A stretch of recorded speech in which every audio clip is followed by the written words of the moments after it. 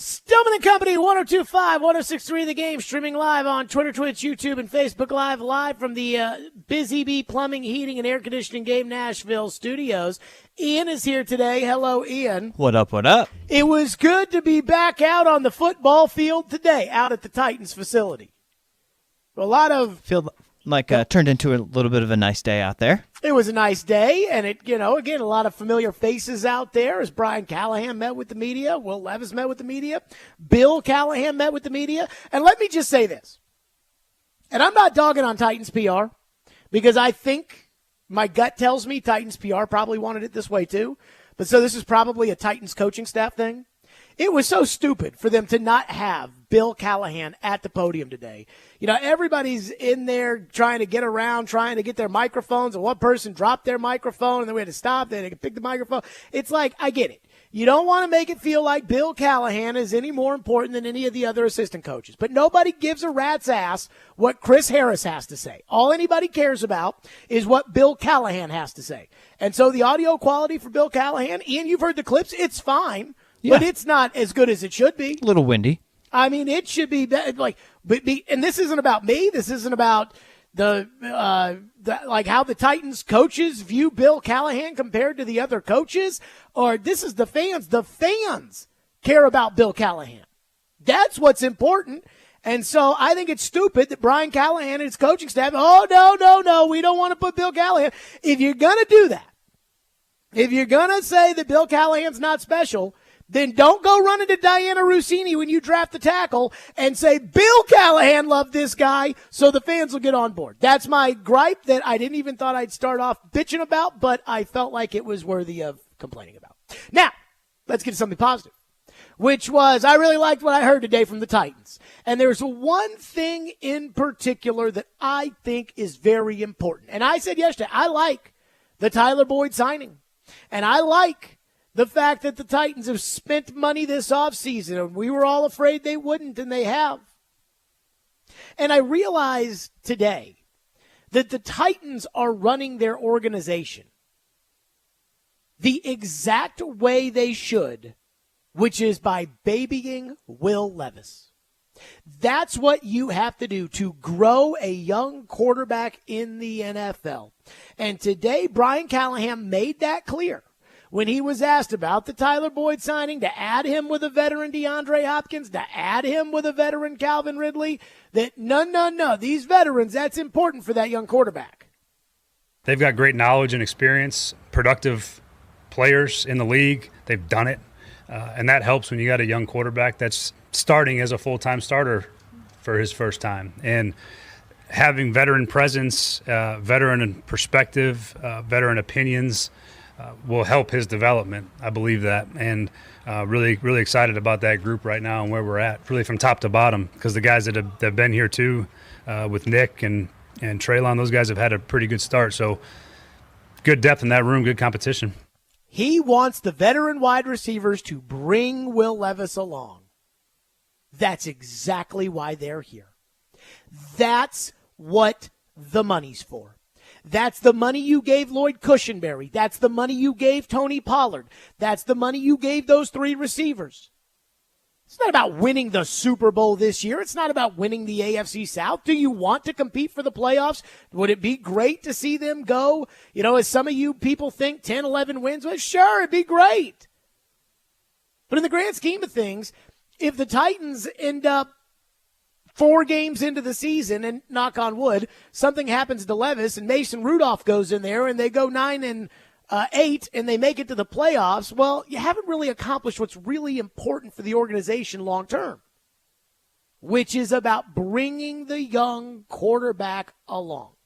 See, too many people are impatient and they don't think things through, and they don't understand why some organizations like Green Bay, why they're very successful at developing the quarterback, where other organizations like Chicago is not. Jordan Love's been in the NFL now for 4 years. He knows one system, one coach. That's it. Justin Fields got drafted into the NFL.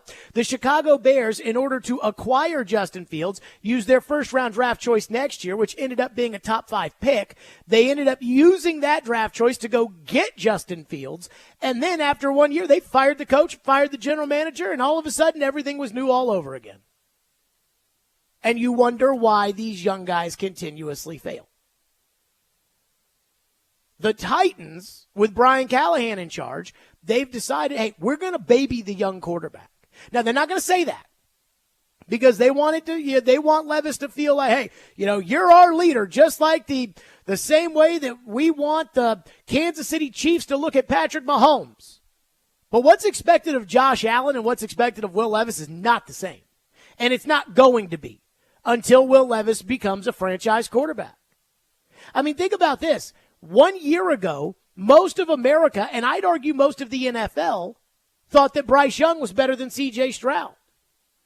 But the truth is, Bryce Young went to an organization that was completely decimated as far as, their infrastructure and what was around him in order to acquire the quarterback. And then they had a stupid coach and a stupid owner. And then all of a sudden, the other side of it, C.J. Stroud goes to a team that spent heavily in free agency to support a young quarterback. Tons of veterans on the offensive line, wide receiver, tight end. Again, bringing the young quarterback along. The Titans are not in a championship window. And I don't know if the championship window is going to open anytime soon. I don't know if it'll be next year. I don't know if it'll be 2 years. I couldn't tell you that. But the reality is this. If it opens while Brian Callahan is the coach and Will Levis is the quarterback, a lot of the guys that are on this team this year, a lot of guys that are making a lot of money, will not be a part of that championship caliber team. I do not think that DeAndre Hopkins will be a Tennessee Titan when that championship window opens. But that doesn't mean that DeAndre Hopkins is not an important part of developing the quarterback to where he becomes a championship caliber player. Just think about the last time the Titans opened the championship window. I would say that was 2019. Again, they got to the playoffs in 17 and they beat the Chiefs in Kansas City, but they got steamrolled by New England in Foxborough in 17. That team was not in a championship window. That team was a solid team. But all those core players, when this thing would be a championship caliber group, Derrick Henry, Kevin Byard, Corey Davis, those guys were younger. Lawan, Conklin. But think about when they entered that window in 2019. And again, the window was built around Mariota. And Mariota ended up not being a championship caliber quarterback, but that was okay because Tannehill took over and kind of ran with Mariota's group. But when you look at that 2019 team, DeMarco Murray was not a part of that 2019 team. Josh Klein was not a part of that 2019 team. Rashad Matthews was not part of that 2019 team. Delaney Walker was on that 2019 team, but I think he caught like 3 passes over the course of the entire season. Delaney, who was a humongous part of the development of that group, was not a key contributor when the championship window opened. The next year, now the defense was so bad that it kind of nullified, your real shot at winning a title, but the next year you had a championship offense. A.J. Brown, Ryan Tannehill, Derrick Henry, Corey Davis, Jonnu Smith had 8 touchdowns. I mean, that was a championship caliber offense. No DeMarco. No Delaney. No Rashard Matthews. Very little Adam Humphries. No Josh Klein. But again, those guys all played a huge role, I believe, in getting that group to where they needed to be. That's where the Titans are today. I have no idea if Will Levis will be good or not. I have no clue. And I still don't love what's happening at right tackle and tight end. But I do see their plan for bringing Levis along, which is we're going to get him a bunch of veteran players. And we're going to have these veteran players bring him with us. Tyler Boyd, don't get frustrated if he makes a rookie or second-year mistake. It's your job to correct him. 4 years from now, if Levis has ascended to the franchise quarterback spot, then it will be Levis's job. When you take a wide receiver out of Toledo in the 3rd round, it will be Will Levis's job to bring that guy along. I've watched all the Tom Brady documentaries. I've seen all the shows. You guys know that. And when I was watching that roast over the weekend, there were guys that Brady brought along, like Julian Edelman, Rob Gronkowski, that were up there. But there were the guys that brought Brady along, too. Drew Bledsoe, Willie McGinnis, Rodney Harrison. And don't think that Troy Brown and David Patton and Deion Brown, don't think that those guys didn't bring Brady. Kevin Falk, don't think they didn't bring Brady along. That's the difference here. Now, Joe Burrow and Peyton Manning are different. They were young and kind of brought their teams along as second-year guys. But as Brian Callahan said today, Will Levis ain't Joe Burrow. And that's okay. So, while I have no idea if Will Levis is going to make it, just like I have no idea if Bryce Young's going to make it, just like I have no idea Anthony Richardson, they want to anoint him the king out there in Indianapolis. All these national media pundits that crap on Levis, they all think Richardson's the real deal. Nobody loved Anthony Richardson in the pre-draft process more than I did. I told you I'd have taken him number 1 ahead of C.J. Stroud, Bryce Young, Will Levis. I'd have taken him number 1. But he hasn't done anything yet. And I don't think they're doing a particularly good job of bringing him along in Indianapolis when they're going to run these sweeps for him and he ends up getting hurt. But what they're doing for Levis, at least as of right now, it's the right thing. They are babying him. And while the term babying sounds like a bad thing, don't baby the players. Will Levis is a grown man. He can. That's what you do for young quarterbacks. That's how you get young quarterbacks good. You have to bring them along slowly. You have to baby them, unless they're transcendent talents. And again, considering that your current general manager took a guard before he took Will Levis, they never viewed Will Levis as a transcendent talent. But that's okay. Because what they're doing right now, I think, is the right way to mature the quarterback. And then, when the quarterback makes it, the way Josh Allen made it in 2020, then it'll be the time for Will Levis to bring those guys along. The way Mahomes does now. The way that Allen does now. The way that Justin Herbert is going to be expected to do so with the Chargers. But right now, you're bringing him along. 615-737-1025 is our call number. Our text line is still down. And so I guess we'll be using the YouTube chat. Hey, Ian, everybody else started using the YouTube chat after we die. I feel like we're very... Trendsetter. Yes, I feel like, we're leading the pack here. 615-737-1025. Brian Callahan said 2 things today. That either he truly believes it, he believes it, or he's a great poker player. We'll get to those next. Stillman and Company, TD at 3 o'clock, 102.5, 106.3 The Game.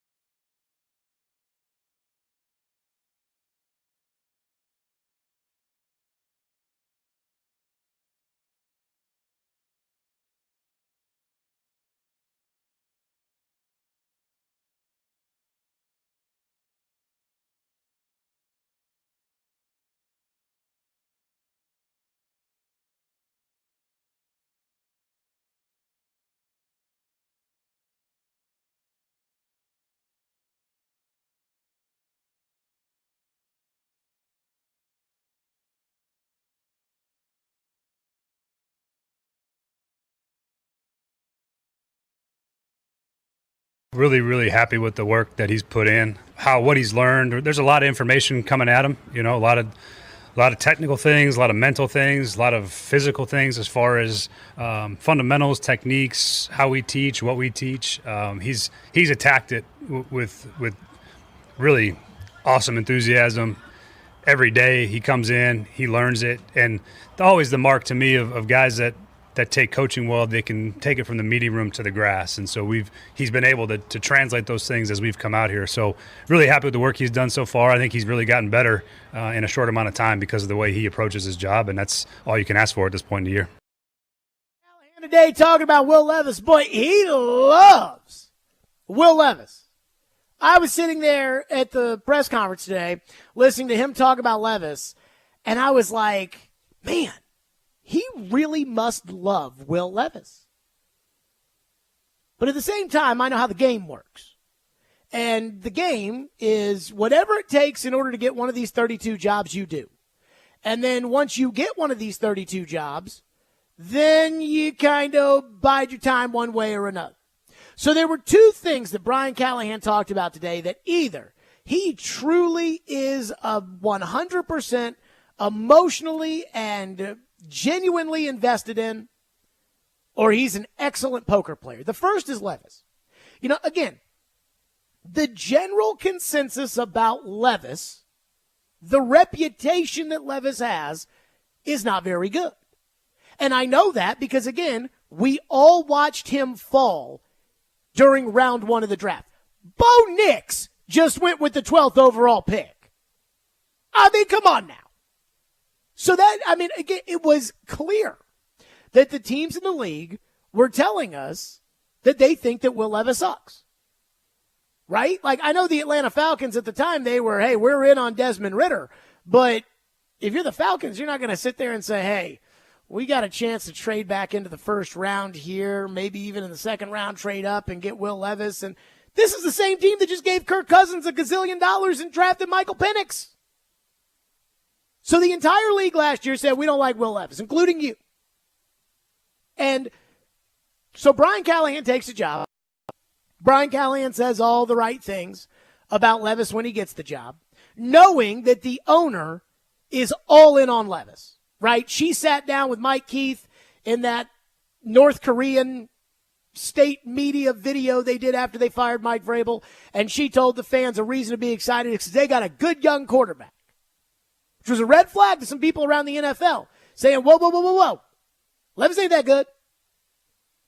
So Brian Callahan takes a job. He says all the right things. But in my head, I'm thinking to myself, I'm like, how much does he really love this quarterback? And that's important.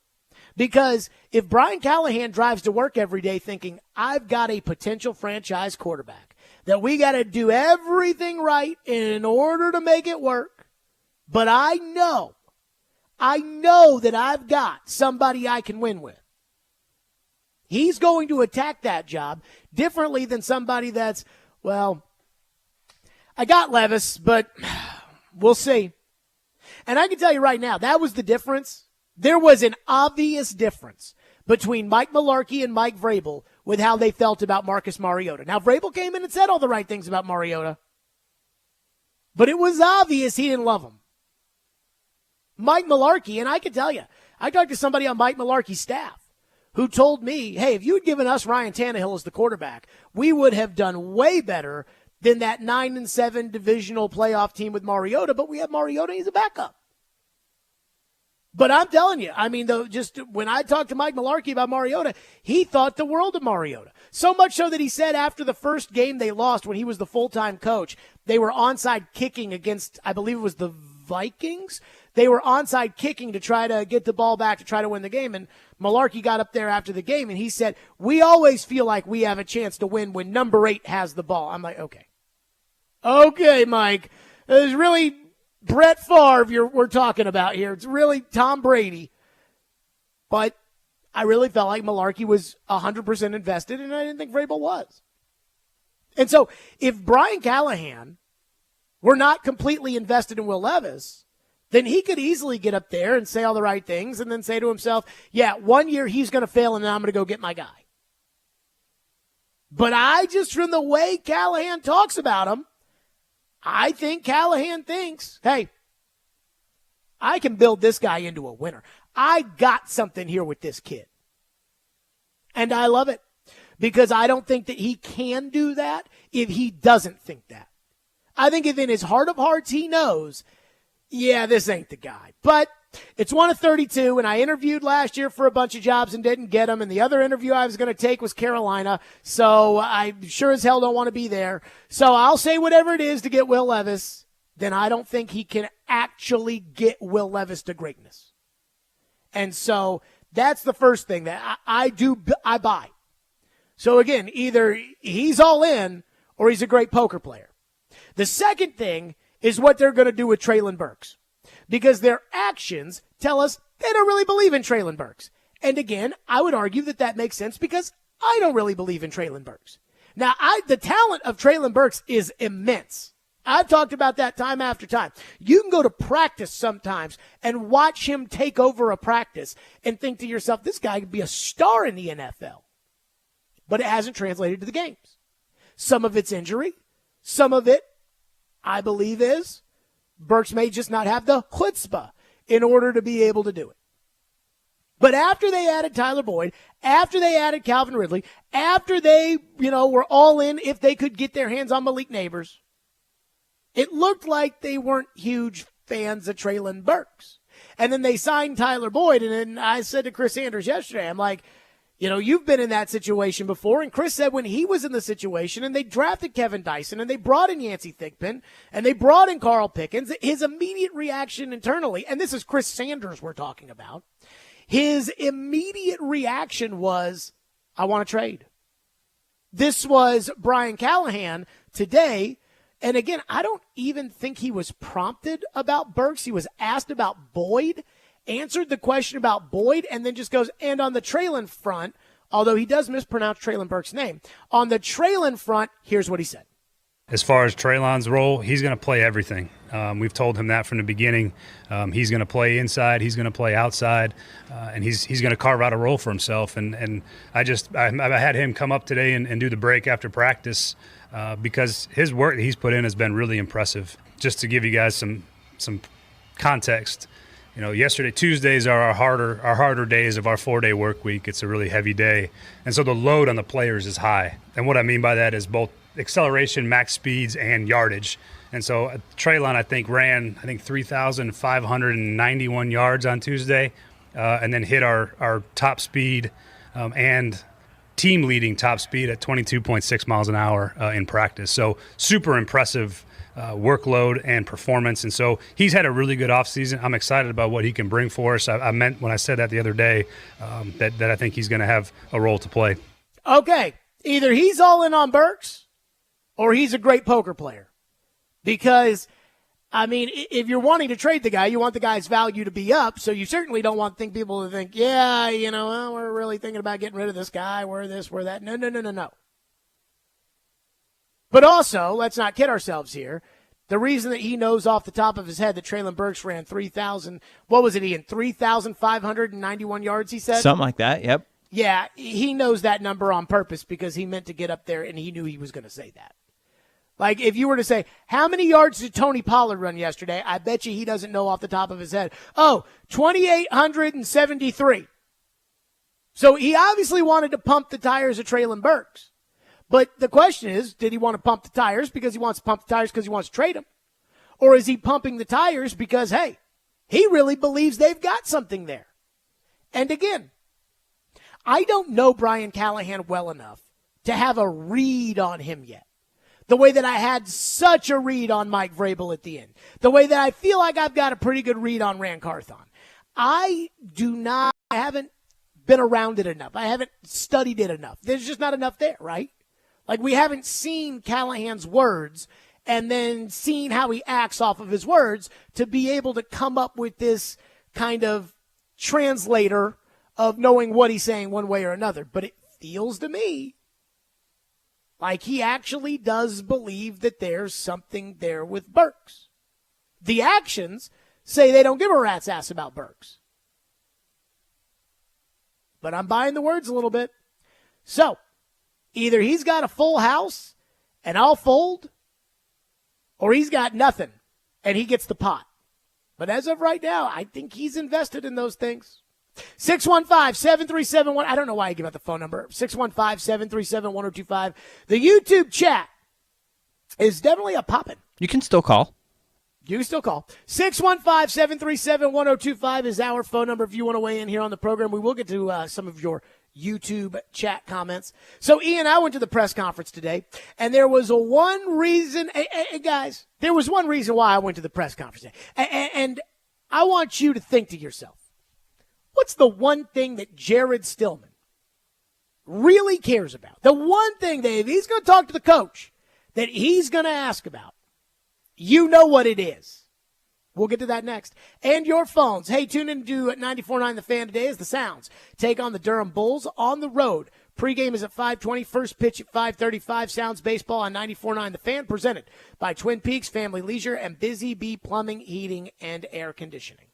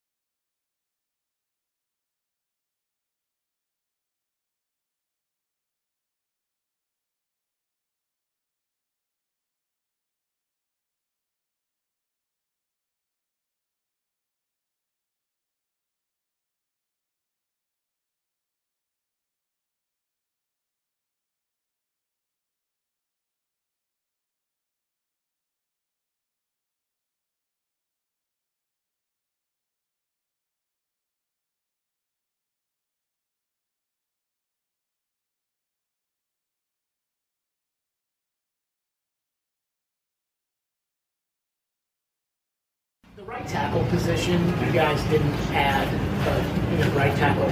What was it that you saw in the tape of Nick and Jalen that made you feel comfortable about not adding another tackle with Jason? Yeah, I see young players that are ascending. I see young players that had a lot of room for improvement from last year. But I see guys that have traits and talent to be able to make a jump and make a transition and play good football. We're going to find our best 5, however that looks, come September. But those 2 guys for sure have the ability and have the physical talent and traits to be able to be starting right tackles or tackles in this league. It was good to see them play some, because when you get to see guys play, you get to know where their weaknesses are and how to correct them. And I think that part has been fun to see those guys get better every day fundamentally. Again, we'll put the pads on come July, and we'll let it rip and let those guys compete. But I think their competition, what they've done so far in their young careers, and then the ability to get better from now until we play, gives me some excitement that they got a chance to be good young ascending players for us. That was Brian Callahan today. Do you think I was going to go to the Titans press conference and not ask about the right tackle? I mean, let's not kid ourselves. And so I heard that, and I followed up. Because, again, he's sitting there saying, hey, they've got the traits. They've got the talent. In his opinion, Nicholas Petit-Frere, a.k.a. PT, and Jalen Duncan, they have the talent in order to play right tackle. Can they play right tackle? You heard there at the end, he's like, hey, when we get the pads on, that's when we're going to get this figured out. But right now, they're young ascending players that have the potential to be able to do it. He didn't say what Titans Twitter says, which is, Bill Callahan will get PT ready. You watch, Jared. No. He said they've got the ability to maybe be able to do it, which led me to ask the question, if they can't do it. And I'm going to tell you right now, I don't think they can, because I don't think PT's got the dog in him to be able to do it, and I don't think Duncan's good enough. But if they can't do it, then what do? Here's what Brian Callahan said when I asked about that. Is there an insurance policy or an insurance option if you put the pads on and they're not in training camp where you want them to be? There's always options. Sometimes your options that are outside of your building are better than others. But there's also a whole nother set of acquisition period that comes at the end of training camp. There's trades that occur. There's cuts that occur. There's still potential to add at the position if you feel like you need to. Again, maybe not be the options that you would want. There may not be one that's available that's worth it. But there's always avenues to improve still before the season starts if you feel like you need a spot somewhere on the roster. I cannot tell you how refreshing that was to hear. And I'm going to tell you why it was refreshing. Because last year at the start of training camp, after PT got suspended, I asked Mike Vrabel about 6 questions about the offensive line, specifically the right tackle position. Because I went into last year thinking, boy, I'm worried to death about this offensive line. And even though the ESPN.com rankings after the Saints game said they were good, I knew right away that they were bad. And so I went into that first pre-training camp press conference, and I asked Vrabel about right tackle. And remember, at this point, I don't think they had signed Chris Hubbard. They had worked out George Fant, and they didn't sign him. And at the time, Jamarco Jones was their starting right tackle. And Vrabel was blowing smoke about, well, we can coach up Jamarco Jones, and we've got Rupchich, and we've got OJ, and I'm like, who the hell is OJ? What are we talking about? Those guys all stink. What are we doing here? Whereas Brian Callahan's telling you, if we put the pads on and these guys suck, we're going to go outside the organization and figure it out. And that's all I want to know. And again, I think it's incredible. I find it so refreshing that what Brian Callahan's saying about right tackle is not what you guys are saying about right tackle. You guys are saying that the miracle worker, Bill Callahan, if Bill Callahan's coaching PT, you watch. He's going to turn him into a great right tackle. Whereas they're like, yeah, I mean, we think he's got the talent to be able to do it. Is he going to do it? I don't know. Do you know how many players in the NFL have the talent to be able to do something? And it's like, is the light bulb going to go on? That's where you are right now with Levis. Now, again, Levis is in his second year, and quarterbacks are brought along slower than tackles. I don't worry about whether or not Levis has the dog inside of him. But with Nicholas Petit-Frere, I'm worried about that now. And I'm glad that it sounds like Brian Callahan's keeping an open mind and not just, oh, no. The way, again, Twitter's like, my dad is going to get this figured out. It's not his approach. That's your approach. That's not his approach. Phone lines driven by WilsonCountyHyundai.com. By the way, I still don't like the right tackle. What they're doing, like the figuring out, okay, we can work with their technique in the offseason. We can sit in the meeting room with them. We can really try to hammer away. They've got the traits. Nicholas Petit-Frere was the number one recruit in the country, I believe. I think Gentry S has told me that he was like the number one recruit in the country and chose Ohio State over Alabama and Notre Dame. And so, of course, he's got the traits, but then he went in the third round. So they're going to say, okay, can we get juice out of this orange? And I just am of the mind that they can't. So it doesn't mean that I love what they're doing, but at least I understand where the coach is coming from here, as opposed to Bill Callahan will do it, because that's not his approach. Phone line driven by WilsonCountyHyundai.com. Don is going to kick us off today. Thank you for calling and waiting. Go ahead, Don. Hey, man, you're the best.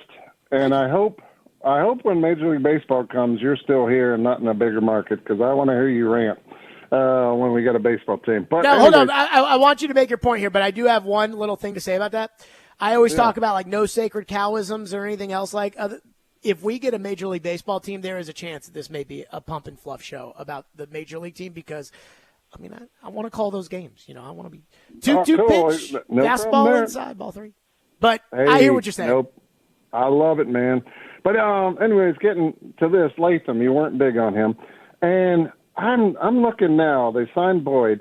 Man, Brock Bowers tight end at that pick would have been great. And then second round, you know it better than me, there had to have been a right tackle there that you might even liked better than Latham, because you're not big on Latham.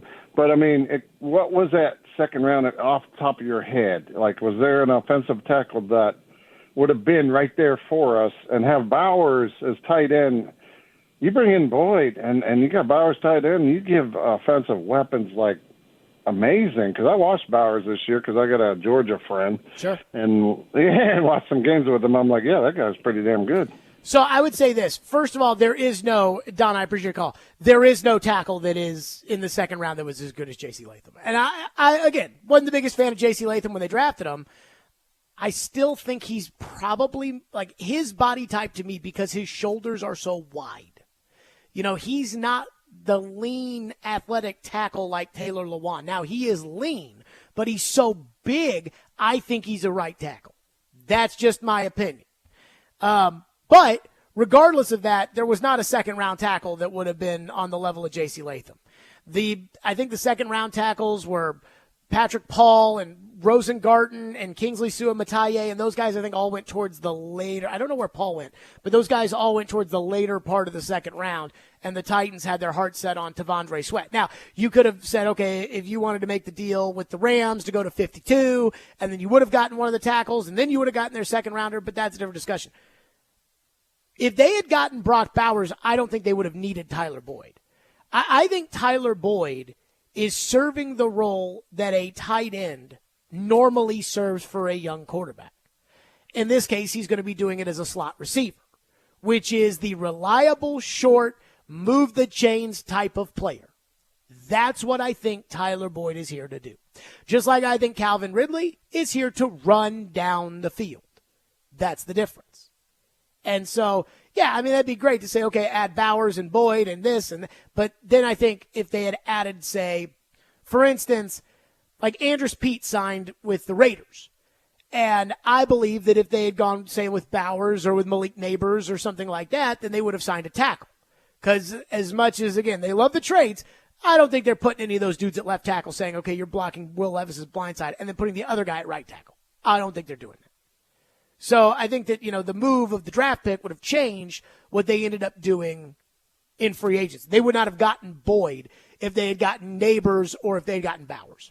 615-737-1025. More your phone, 615-737-1025. There was something that Will Levis said today, what his biggest focus is. And I think he hit the nail on the head. We'll do that next. And your phones or your YouTube chats, whatever. 615-737-1025. Hiller Plumbing, Heating, Cooling, and Electrical. I love Hiller. They've been taking care of my home for years. They can do the exact same for you. Have you ever had a contractor come to your home and it take forever? Yes. You feel like you've wasted your whole day. That never happens when you use Hiller, because if you're like me, you go to happyhiller.com, you schedule the appointment, bam. The next day, you get a text message right away saying, hey, it'll be between 8 and 10 a.m. It'll be between 10 and 12. It'll be between whatever. And then when they're on their way, you get a call from Hiller. They pull it up on the map for you right on your phone. It's so easy. Be a happy camper this month with 0% interest financing for 24 months on select HVAC systems, generators, and tankless water heaters. Or take advantage of Hiller's $99 drain cleaning special. Take care of your home systems before the peak summer temperatures hit. Visit happyhiller.com today for details. That's Hiller Plumbing, Heating, Cooling, and Electrical. Proud supporters of the Preds, the Vols, and Vandy. Hiller. Call the Happy Face Truck today.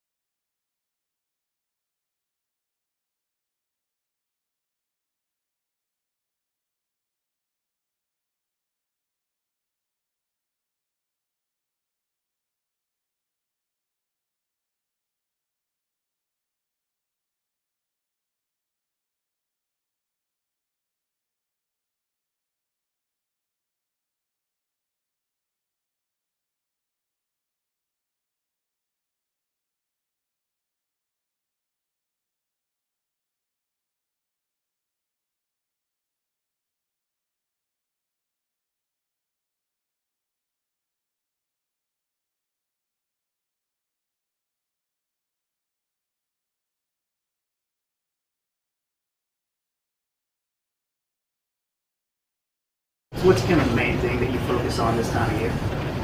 With the newness going around, the main thing I focus on, the new offense, I'd just say, like, getting to know the offense. And by the time we get back to training camp here, literally, like, know this thing like the back of my hand and be able to just run it and not even have to go to meetings if I don't need to, and be able to run the meetings, essentially. So that's the biggest thing for me, locking in on the playbook and obviously developing as a leader, getting to know these guys, especially the new ones, and just feeling out the locker room and being there however I can for anybody. There you go. That was Will Levis today. And I heard that answer and I thought, oh, yes. Yes. Again, it was asking, what's the main thing here in the offseason you're focused on? And Will Levis is like, the playbook. Like, that's the thing. Now, Will Levis is never, in his second year in the NFL. There's no way he's going to be able to run the meeting.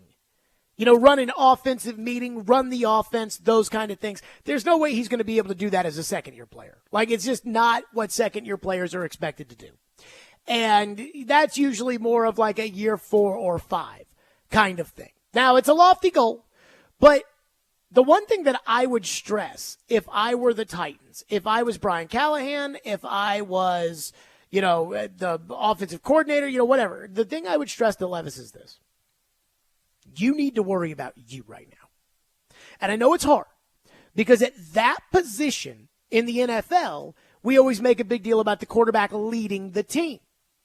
And at some point, Levis will have to lead the entire team. But right now, all those veteran guys are here so that Levis doesn't have to do it.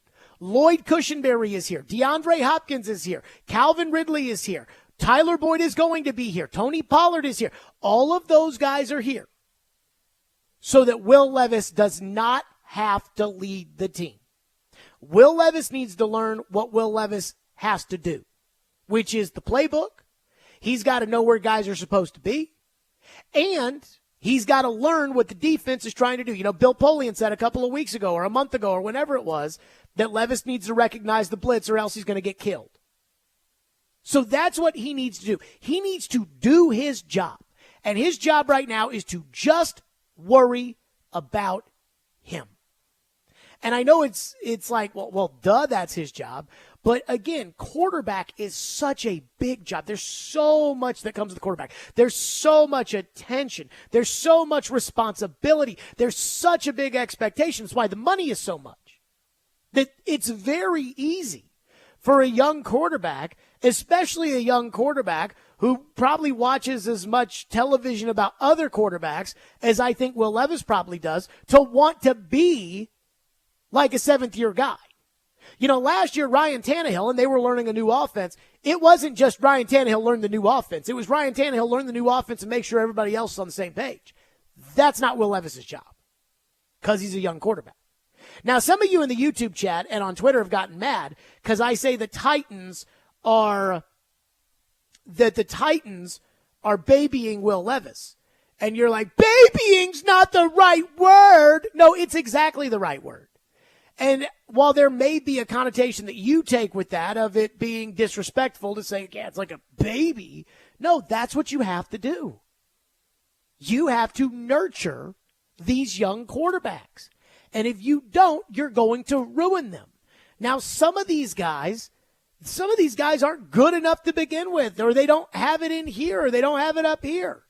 But talk to Corey Curtis, because he was in Houston when David Carr was drafted number 1 overall by the Houston Texans.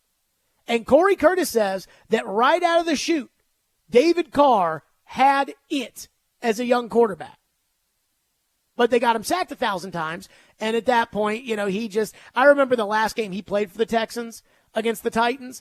I mean, he was just like shot putting the ball down the field right into defensive backs' hands, and it was like he was out there saying, "Lord, please help me before Javon Kearse and Kevin Carter hit me again."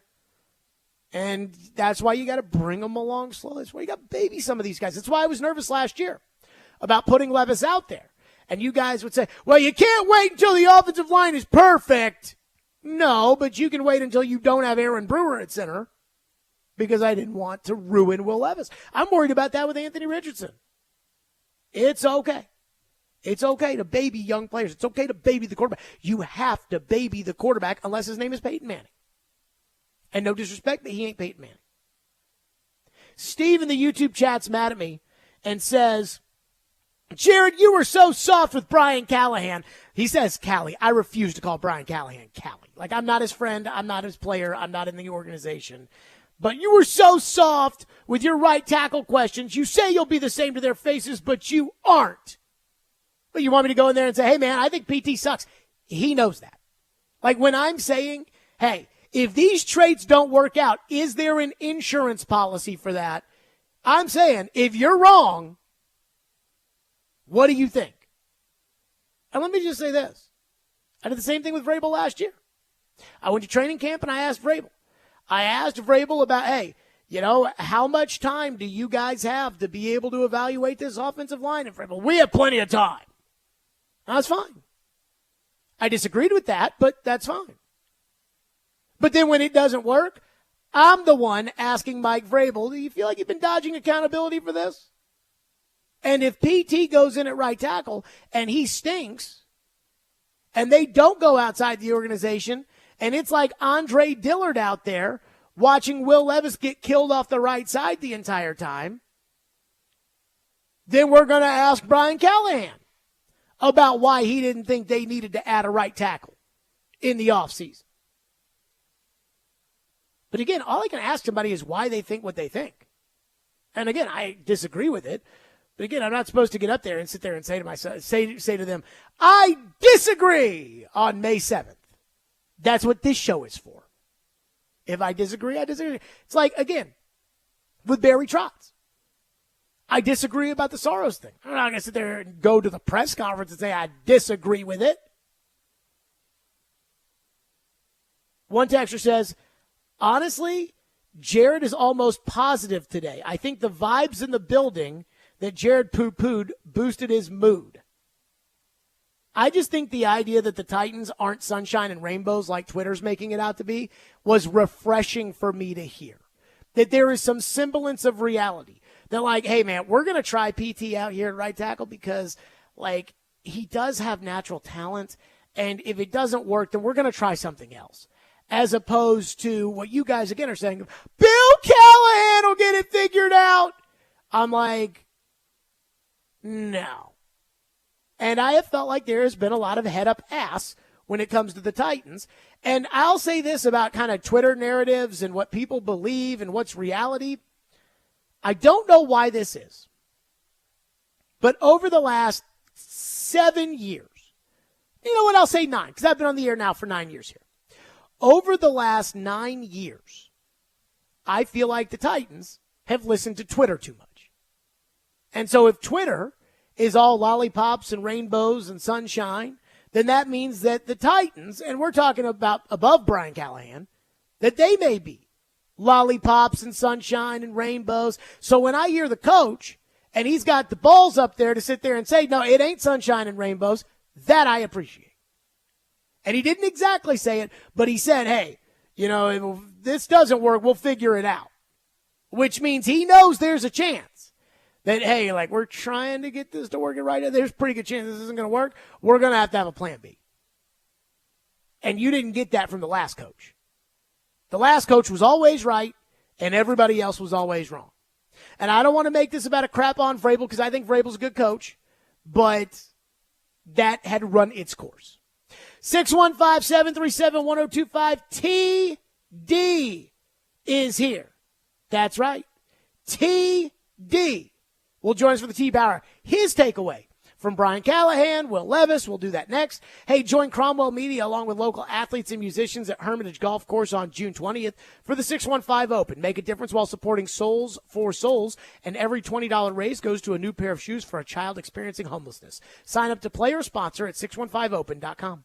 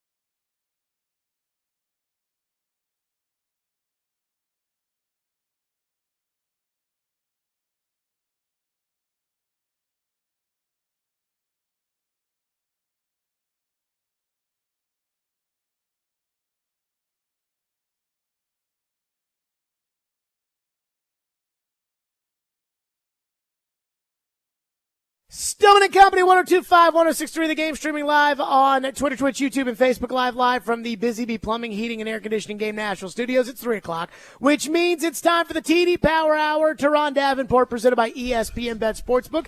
TD, good to see you for the second time today. Yeah, no, it's good to be seen again, man. I was definitely pleased to have you out there at the facility asking some questions. Hope you enjoyed it. Well, you knew I was going to have to ask about right tackle. I mean, that was a given. You should have told him the right tackle story. I already told him the right tackle story. You've told the whole city of Nashville the right tackle story 11 times. That is true. He's only gotten it once. He needs it like 1,800 more times. Beat it into him. Tie everybody else. What did you take away? You know, that I played it at the top of the show, the cut where he was talking about Tyler Boyd as a veteran receiver and the veteran receivers that they have surrounded Will Levis by.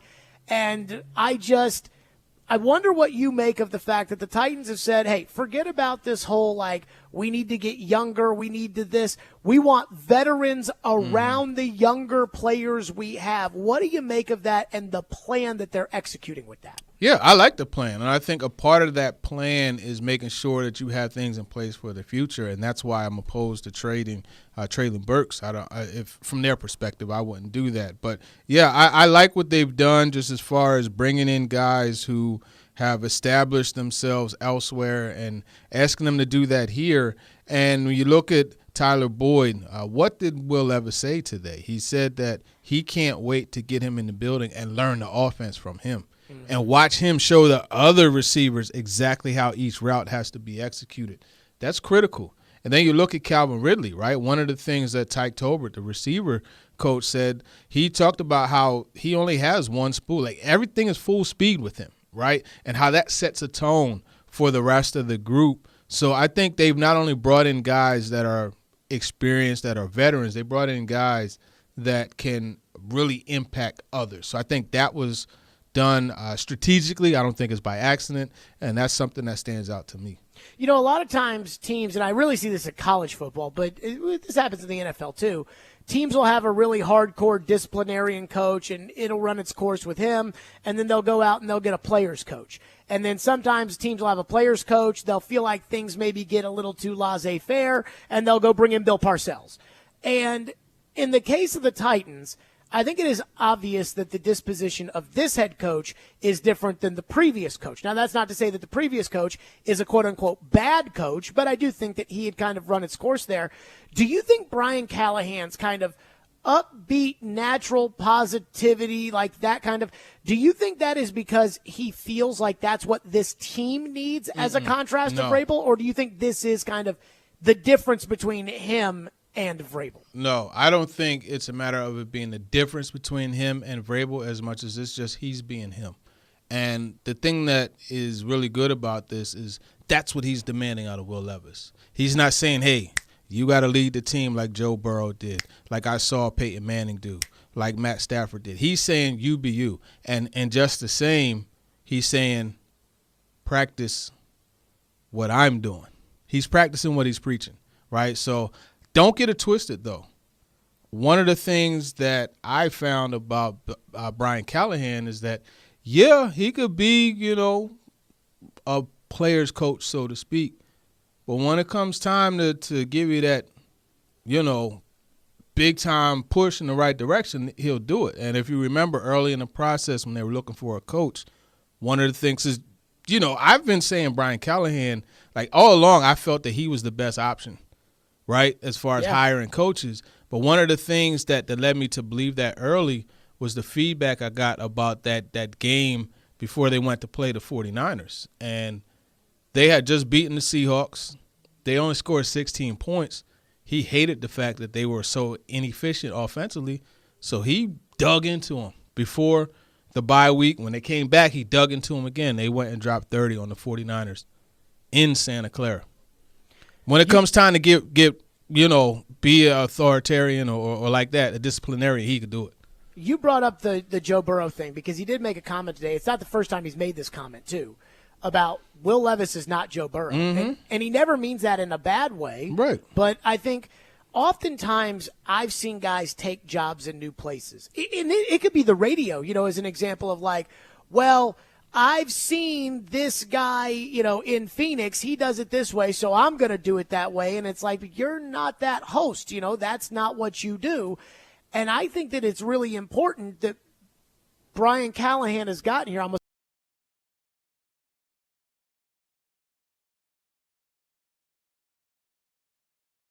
Well, in Joe's development, he did. So Will's and that could be very easy to do as like kind of a pumping your chest out with what I did with Joe Burrow is, and I think that he's done a great job of setting expectations that Will Levis is not Joe Burrow, and it's okay that he's not Joe Burrow because we shouldn't expect him to be Joe Burrow right away. Yeah, I mean, look, you're comparing him to the one guy who has shown the ability to beat the best quarterback to ever play football in Patrick Mahomes, right? So you want to be careful. I don't know about that because I'm a Brady guy, but yeah, Listen, that was year 2 of Patrick Mahomes. And I'll give it to you, the Super Bowl. Okay, I know, yeah, but we're talking about right now that's playing football. Joe Burrow is not a guy that you want to be compared to. Mm-hmm. I think it's good that he's using Joe Burrow, Matthew Stafford, Peyton Manning in examples of how, to execute the technique, the fundamentals and everything, the footwork, etc. That's what Will Levis said. I think it's good in that perspective, but I like the way, again, he's allowing Levis to be his own person and encouraging him to be his own person. Look, I worked with this guy and this worked with him, but I'm not asking you to be that guy. I just want you to see how the end result could be. Like, that's the carrot. And Will Levis said that, right? He said, I really enjoy being able to watch those guys, but I want to be the next one. That's the carrot that's dangling in front of Levis, being the next guy. So now Brian Callahan, the next time they talk about him, he worked with Peyton Manning. He worked with Matthew Stafford. He worked with Joe Burrow. And he's working with Will Levis. Do you think they're taking it slow with Levis? What did define taking it slow? Like, I think that, I loved the answer Levis had today when he was asked kind of what his main focus is right now. And he said, I just, I'm learning the offense, and I want to get to a point to where, when I come back for training camp that I know it like the back of my hand and that I can run the meetings and that I can, and like, that's great. But I would not expect a second-year quarterback to be able to do that this early, once training camp starts, to be able to know it that well. But I do wonder if they're kind of like, hey, we're not going to sit here and say, hey, this is what our expectations for you to run this team are. Our expectations for you right now are to worry about you because you've got to really learn how to just operate the quarterback position, as opposed to what Carolina, I feel like, has done, which is they've said, Bryce Young, lead us to the promised land. Yeah, and I don't think that's fair. I don't know that Carolina has necessarily done that. I think, with this situation, they're handling it the right way. I don't think it's taking it slow as much as it's, okay, build the foundation, right? This building that we're in, if the foundation wasn't strong, we wouldn't be able to sit here and avoid crumbling. So I think when you look at what they're doing right now is they're making sure that foundation is set.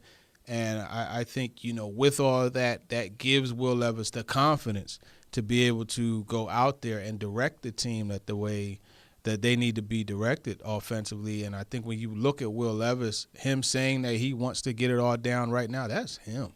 Sure. That's him. Like, that dude it seems like he only knows one way to do it, and that's, like, all out, right? And there's good and there's bad to that, hence why I asked, the questions about that edge that he plays with and, so on and so forth. But I think they're going at the right pace, right? And there's a process. There's steps that you have to take. You don't just jump in and say, hey, look, this is the offense. Go work it. Like, there's a lot that goes into it.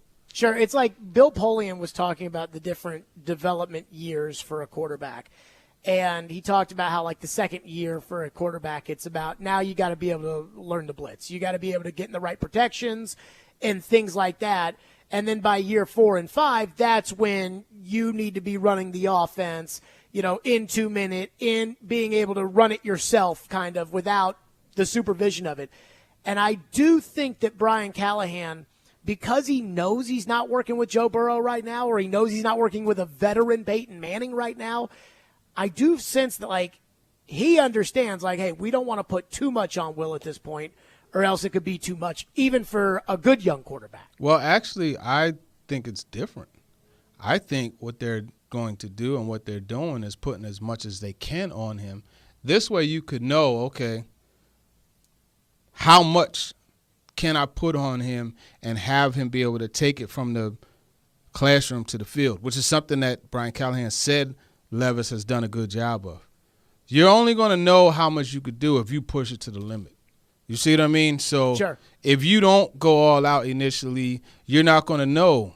And I think right now, with this install period, like, there's so much to go over. Like, it's just getting to the huddle, like from the huddle, which is something that they specifically, you know, have a particular way that they do, all the way up until the line of scrimmage. Like, that alone is an extensive process that has so many things. You got to input the formations, the motions, the shifts, the call. Like, there's so much.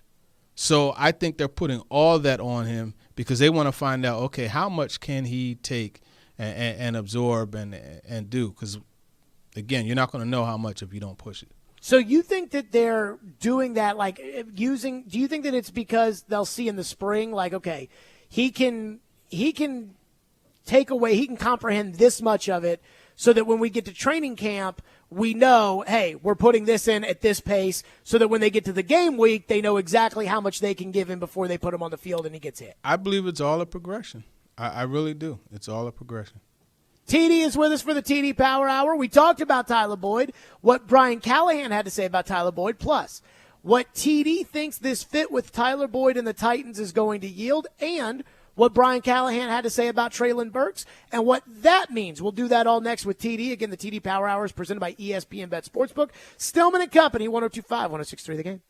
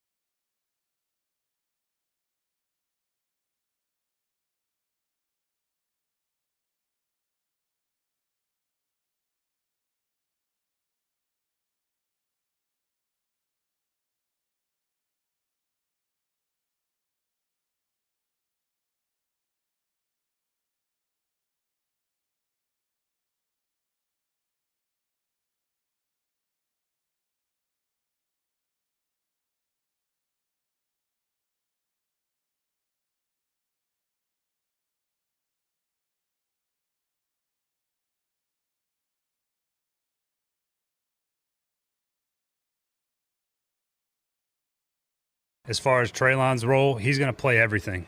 We've told him that from the beginning.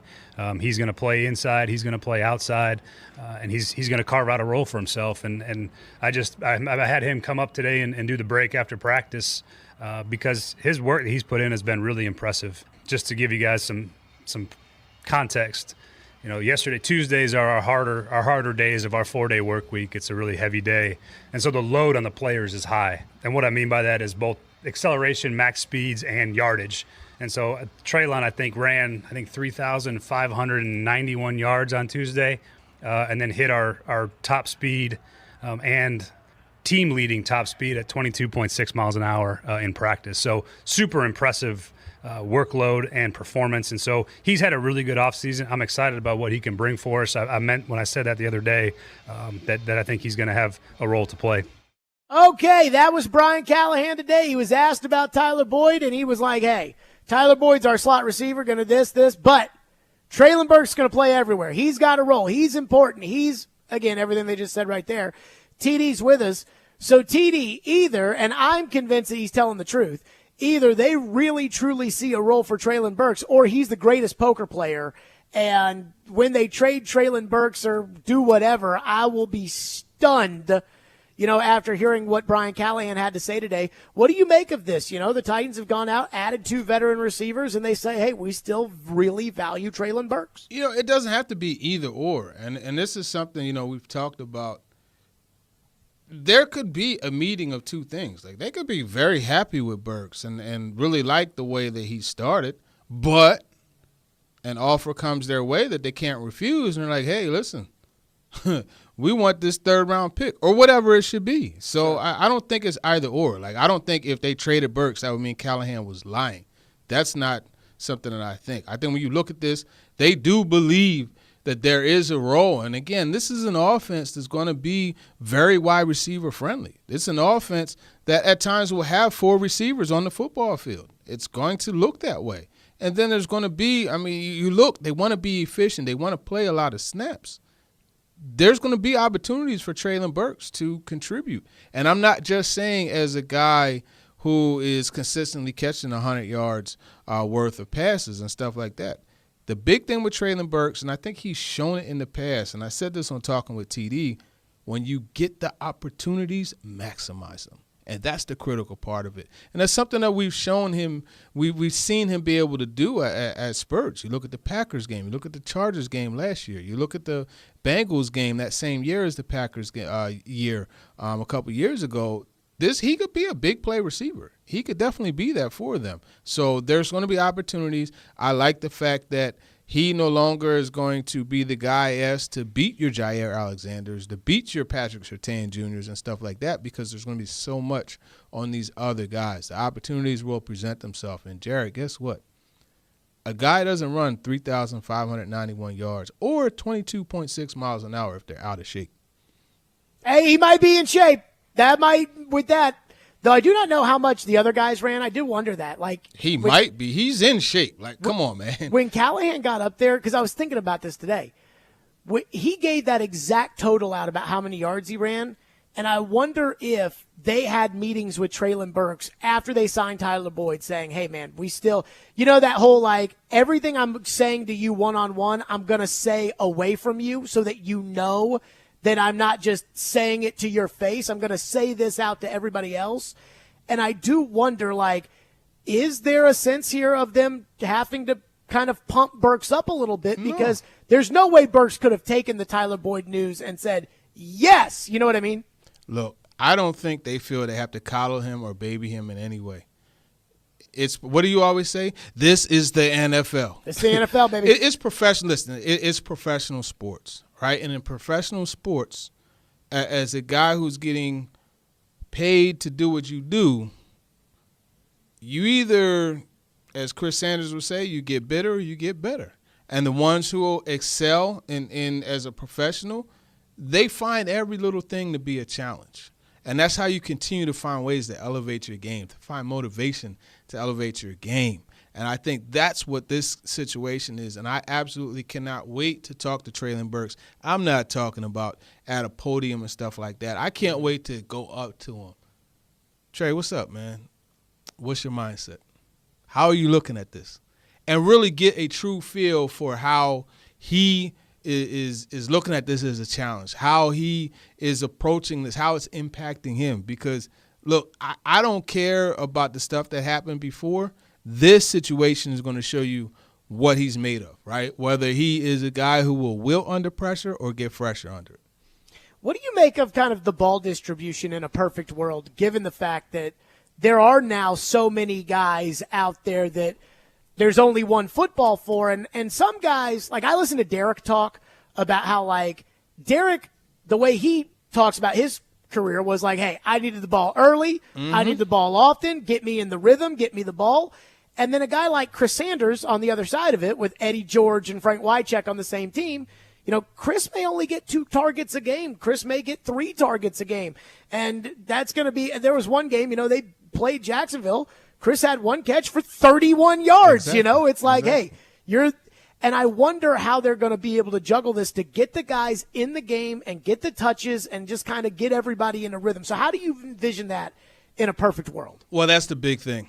And I think that's where you have the situation, the dilemma. That's the thing that Brian Callahan has to figure out. Now, fortunately, he's been tasked with that before, right? Because you had Tyler Boyd, you had Jamar Chase, you had T. Higgins, right? And in Mixon and P. Ryan like Spears and Pollard. Right, but in Higgins and Chase, you're talking about younger receivers. And it typically tends to be the younger ones especially. You got to get them involved early to keep them from, I don't want to fully say checking out, but to keep them checked in, right? You got to get them involved early, and he found a way to do it. So I think that's what he's going to have to do here.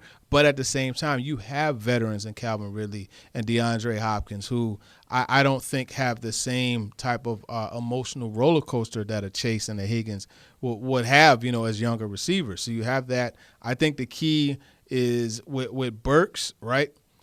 The mental part of it is just so critical. And I feel he believes he could do it. But I think there's a degree of having to show himself that he could believe it, showing himself that he could do what he believes. I think and that's where the getting him the football early and getting him involved comes into play. And that's going to be important. But you look at all the weapons here. You got Okonkwo. You got the 2 receiving and running backs there. And then you look at, you know, all of the receivers. There's a lot of mouths to feed. But the thing that I like in talking with Tyke Tolbert, I say, hey, what are the non-negotiables? And he didn't agree that they were non-negotiable, but he kind of pointed to them being prerequisites. And he was saying, I need guys who are team players. And he was like, yeah, it's great to have, you know, 10 receptions for 100 yards and 3 touchdowns, but what did you do on those other 60 snaps? So there are ways you could find to get guys involved even when they're not touching the football, and that's something that is still going to be a requirement of a Titans receiver like it was in the previous regime.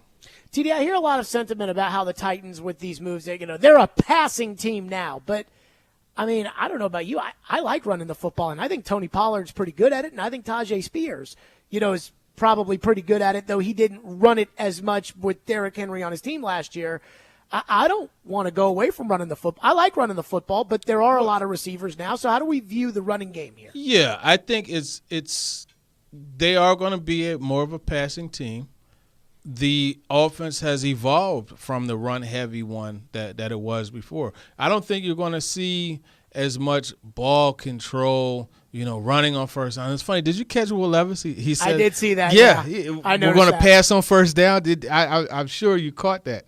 Right, so I thought that was interesting, but I think, they're still going to run the football. That's what Callahan said from the rip. He said, don't get it twisted. When it's time to run the ball, we're going to run the ball. That's what he said. I think the balance is going to be more like 60-40, in some cases 70-30, and not as much of a 50-50 type of situation that it was before. And it also goes back to this offensive line, including the right tackle position, right? I think they'll be in a better situation to pass the football than they were last year.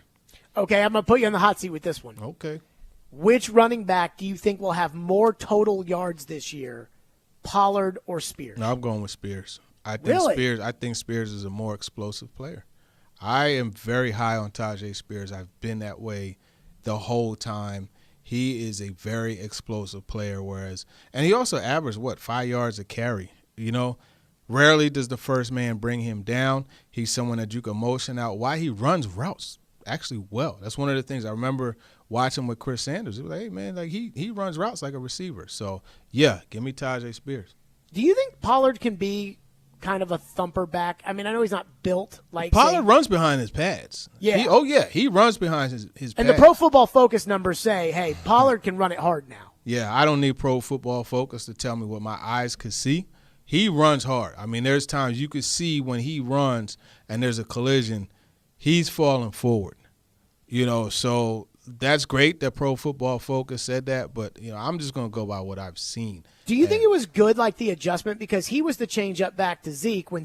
Zeke is a true thumper, and he was the change-up to Zeke. And then last year, with Deuce Vaughn and the guys that they had behind Pollard, he was kind of more of that running behind his pads, running through the tackles, kind of running back. Do you think that maybe gives us an idea of how they really plan to use Pollard? Yeah, I mean, look, he's gotten 1,000 yards twice as the feature back with complementary pieces. And that's something I asked him about at his intro press conference. You've been a part of dual backfields all the way back to Memphis, right, with Darrell Henderson. And he's a guy that I think they look at that and they see how he's been successful in shared backfields and not getting – because you have certain guys, right, your Adrian Petersons, your Derrick Henry's, especially. Like, we watch Derrick Henry all the time. You got to give him 20 carries, and you give him 20 to 25. Now you're really going to see him. You don't have to do that as much with Pollard. Now, I don't want to say never, but you're less likely to get that result that Derrick Henry typically gives you, but you're still able to get, a pretty consistent runner. Rookie mini camp, which means we'll be back out on the field. That starts the rookies. They actually had the video of the rookies walking into the facility for the first time.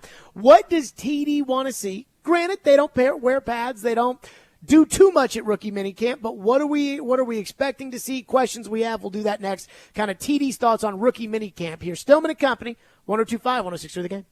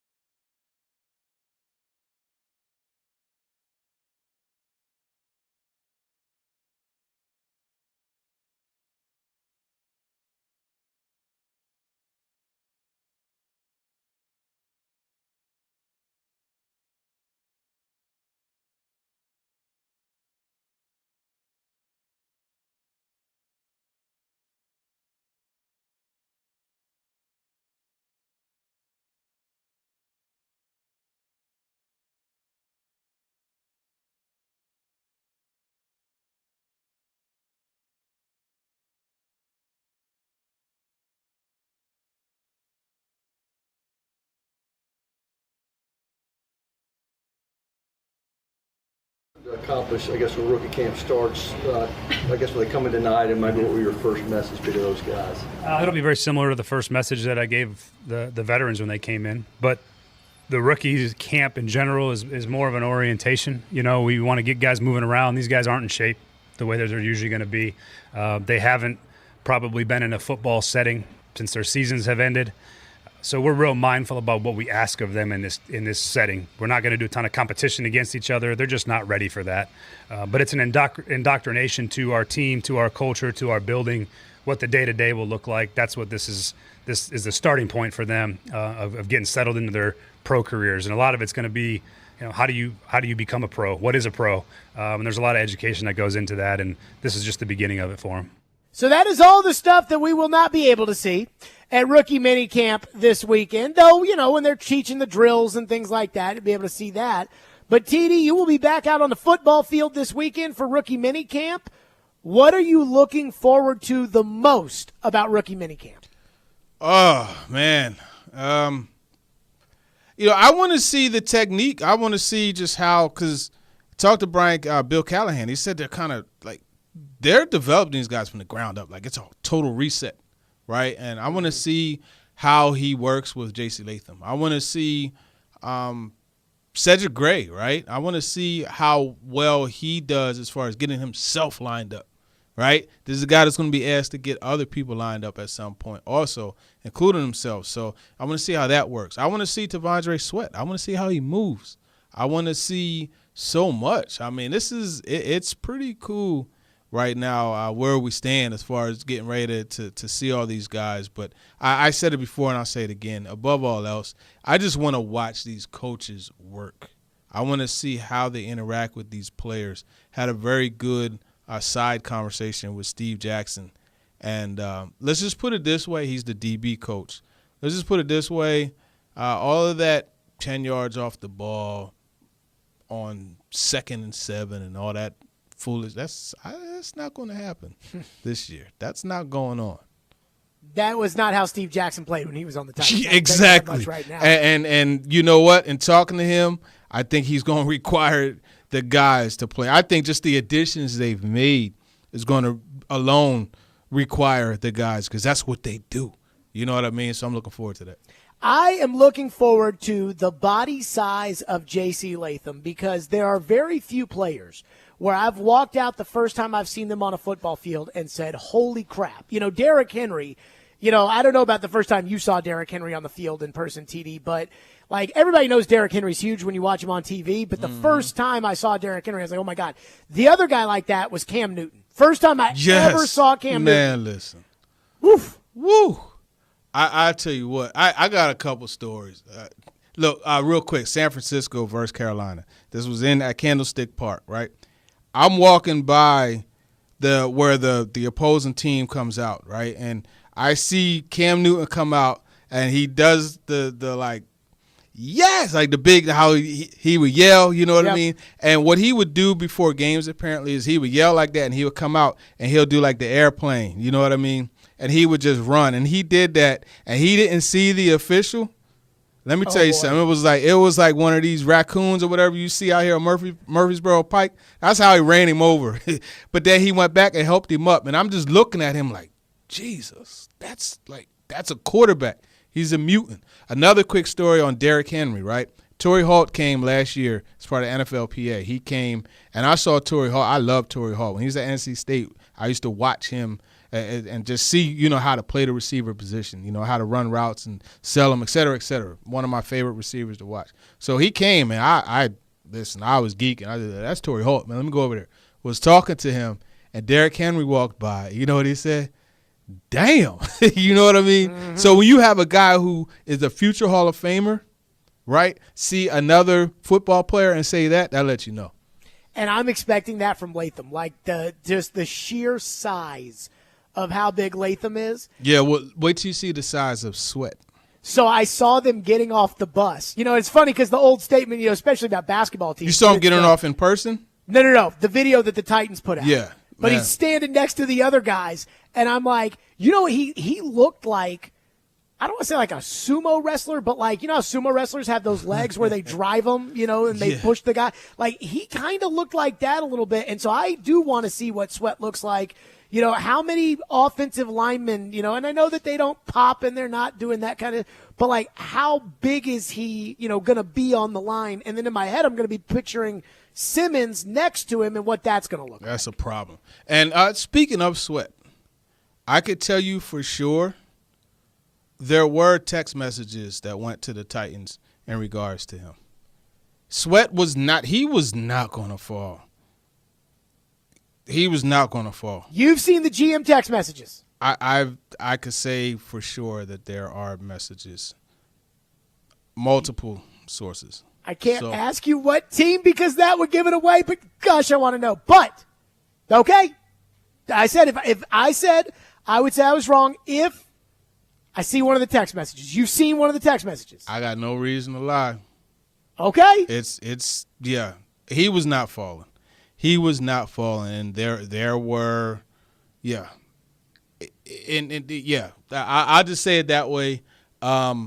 This trade that the Rams did, that's something that I'm not going to say a panic move, but they saw the run starting too, and they said, all right, look, we gotta change this. We gotta make this offer one that it's not going to be able to be refused. So you don't buy the Athletic story that said that the Rams overpaid for Fisk because they wanted to pair Fisk with Verse, and so it was Fisk specific that they moved up in order to make that. I'm not saying I don't buy that. I know for a fact that that move was done because they knew a run was coming, and they wanted to look to get a little bit higher. I also do want your opinion on this. Do you think that that's a good replacement for Aaron Donald, Verse, and Fisk together? You can't replace the best defensive tackle in NFL history. And John Randall was one of my favorite players, by the way. So, like, I'm still going to say Aaron Donald is the best ever. You can't replace that. So, no. Do you think that that's at least a good I think it's a good start. stab? They have something that will help them.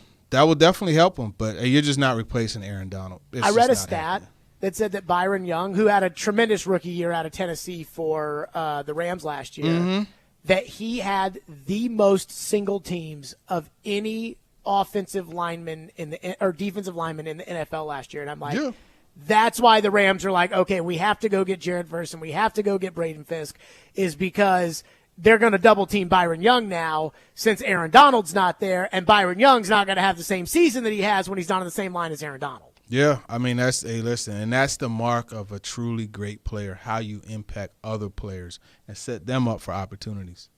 TD's with us. Our text line is down, so the old phone still works. 615-737-1025 is our phone number if you want to get in, 615-737-1025. And we've been using the YouTube chat, which I actually kind of like a little bit. I'm not going to lie. So we'll hit those as well for TD because, of course, it's rookie minicamp. The Titans are back on the field, and I know you want your questions for TD. As we always do, the TD Power Hour is presented by ESPN Bet Sportsbook, Stillman and Company, 102.5, 106.3 The Game.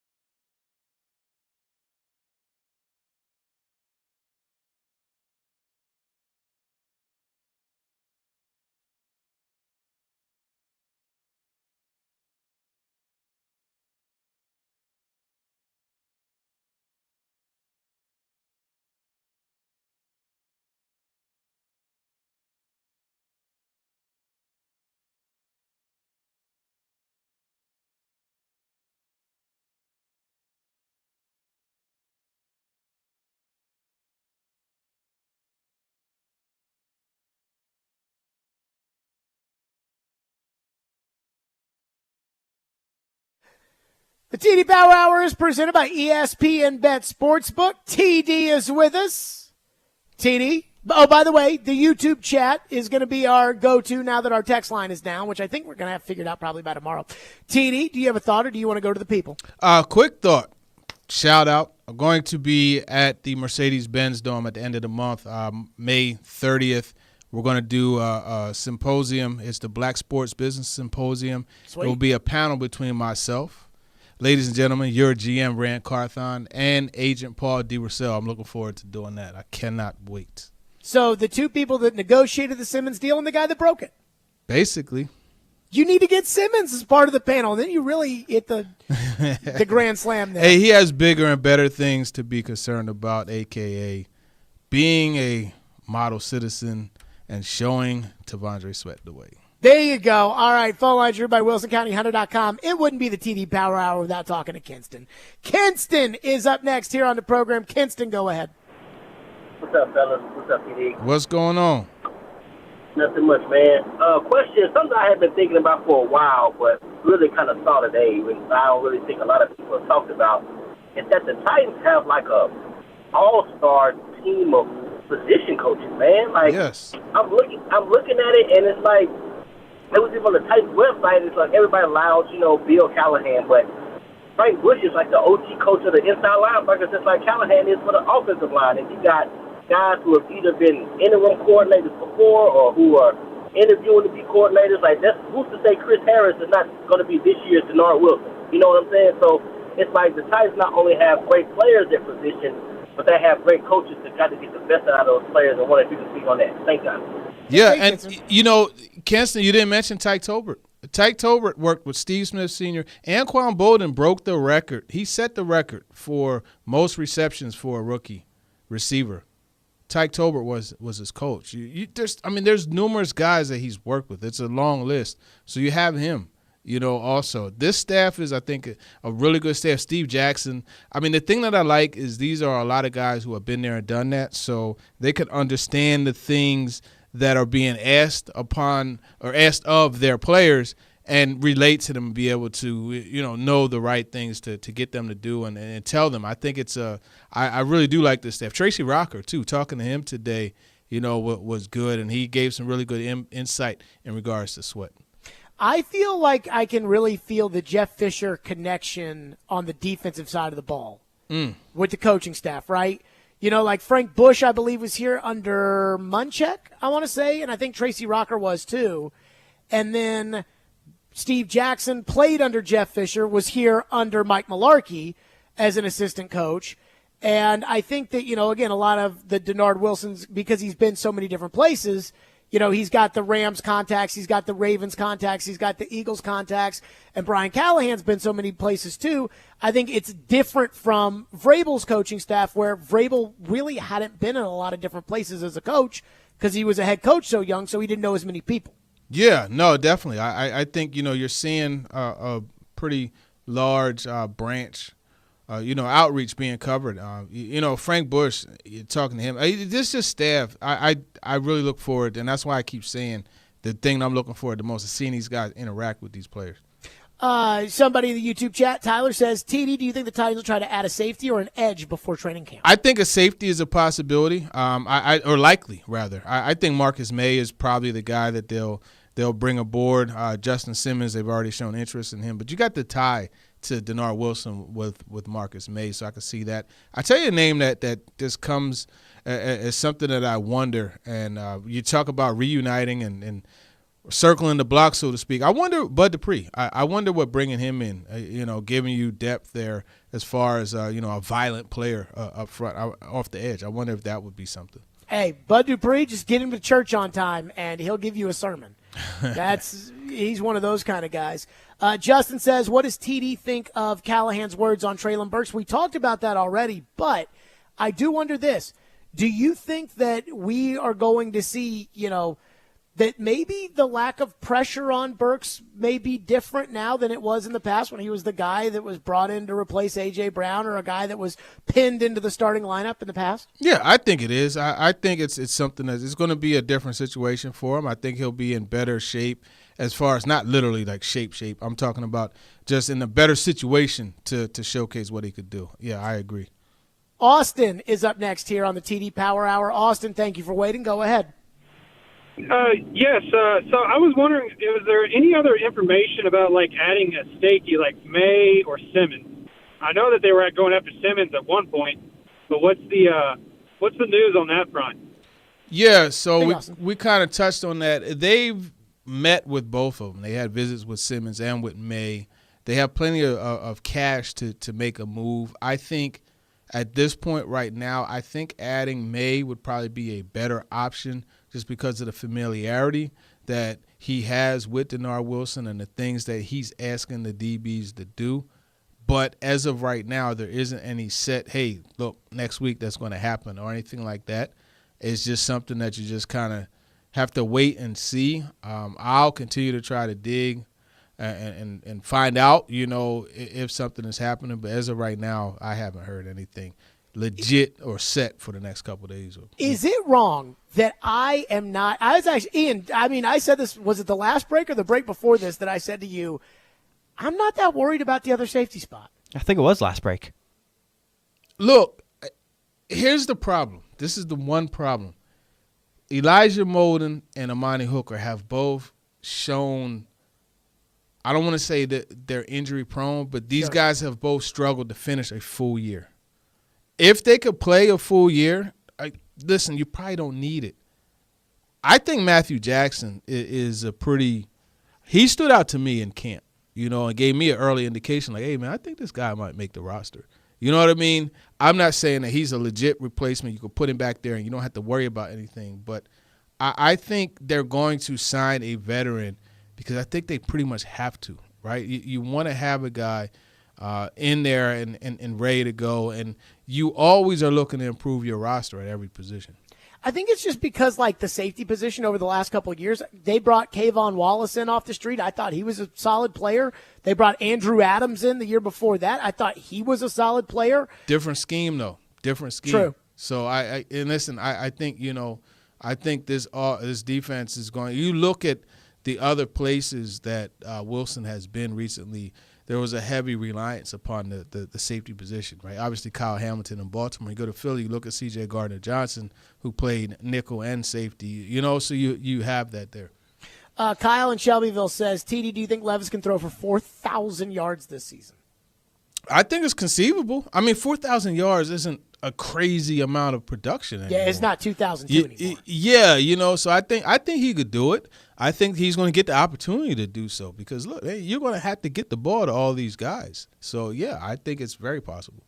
Chosen says, TD, who do you think will win the right tackle job? I think it is Petit Frere. I think he does win that job. Look, I feel as though he's a guy that if with the right coaching and the right motivation, it's funny, I joked with one of my sources there with the Titans and said, he's like the Rottweilers in Biggie Smalls, in Biggie's song, Warning. He says, I feed them gunpowder so they could devour the criminals trying to drop my decimals. It's like you have to get him to be a little more violent on the field. And I think if they could do that, I think you have something. He's talented. This is a guy coming out. He was one of the top offensive line prospects. That's how he landed at Ohio State. I was actually talking to Brad Hopkins about this today. And, I've gone down the YouTube rabbit hole of watching these old Titans and Oilers games from, like, back in the day. Mm-hmm. And they played the Ravens at Vanderbilt Stadium. Jim Harbaugh was the Ravens quarterback. And right before halftime, Brad Hopkins and Bruce Matthews picked up, I think it was Michael McCrary. I can't remember.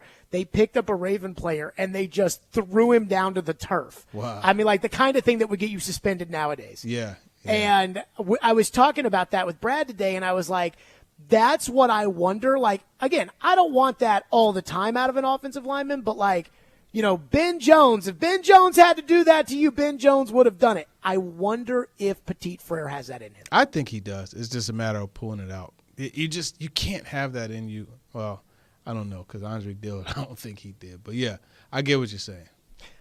Somebody says in here, TD, what do you think Spears' role will be in this new offense with Pollard? Yeah, I think it's going to be a dual backfield. I think, and Chris Sanders brought it up in talking with TD today. He made a great point. A lot of 20 personnel where you have two backs and no tight ends, right?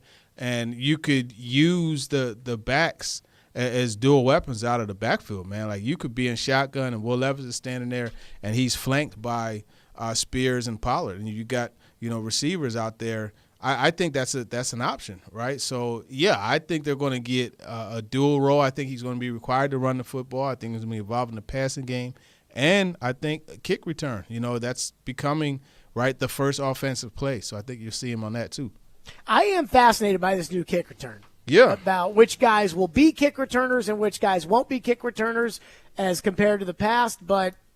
That'll be something that, once we really start getting into it, they'll be able to kind of pick out. TD, tell us about the ESPN Bet Sportsbook. Yeah, absolutely, man. ESPN Bet, it has fans covered for the biggest moments on the road to the championship for all of these teams. It's the exclusive sportsbook of ESPN and the only place to find special offers and promos from your favorite ESPN shows and personalities throughout the playoffs.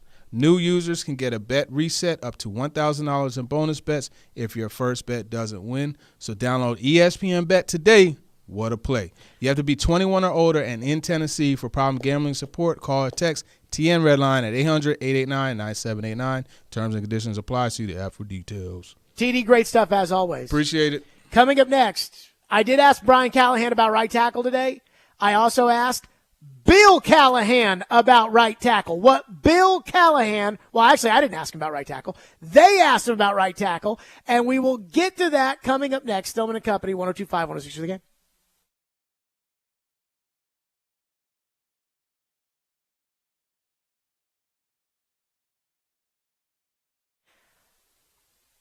I love Twice Daily. That's right. I love telling you about Twice Daily. I love going to Twice Daily. And again, I can't speak enough about how much I enjoy using their app. Download that Twice Daily app because you can get rewarded every time you use the app. Twice Daily has your cravings, and you can save on every visit by using that app. Join the Twice Daily Rewards program to unlock special discount savings, enter their sweepstakes, and so much more. Try their new wraps, Italian, ham and cheddar, turkey and Swiss, and Nashville hot chicken. They're made to order with your favorite toppings. And when you download the Twice Daily app, you can order ahead. Or at Twice Daily, it's snack time all the time. And they've got favorites like chicken fingers, tater rounds, and new pretzels. So get into Twice Daily. That's right. You will love Twice Daily. Twice Daily, they're the best. Twice Daily, what are you craving?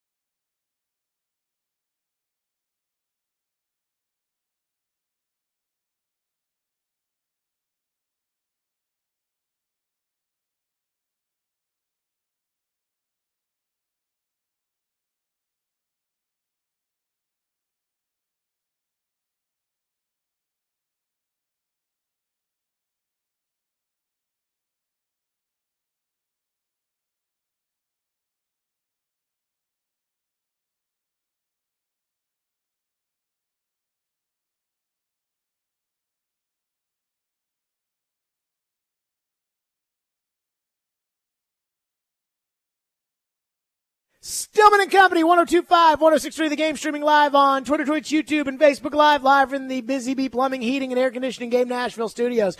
I woke up this morning. Ian, I don't know if you saw, I tweeted this. I'm sure you didn't. I tweeted this morning about my dream last night. Did you see that? I did. I can't remember who. Somebody won the Super Bowl? So I had a dream that the Minnesota Vikings. That's right. Had a just, like, the Vikings this season become this unbelievable wagon and win the Super Bowl. Like, how shocked would you be if the Minnesota Vikings won the Super Bowl this year? Not if Sam Darnold's their quarterback. Well, I did, that could have been the possibility, but I don't think that my dream incorporated who was playing quarterback. Just that the Vikings were just a wagon. Yeah, that would be a shocker. That would be something.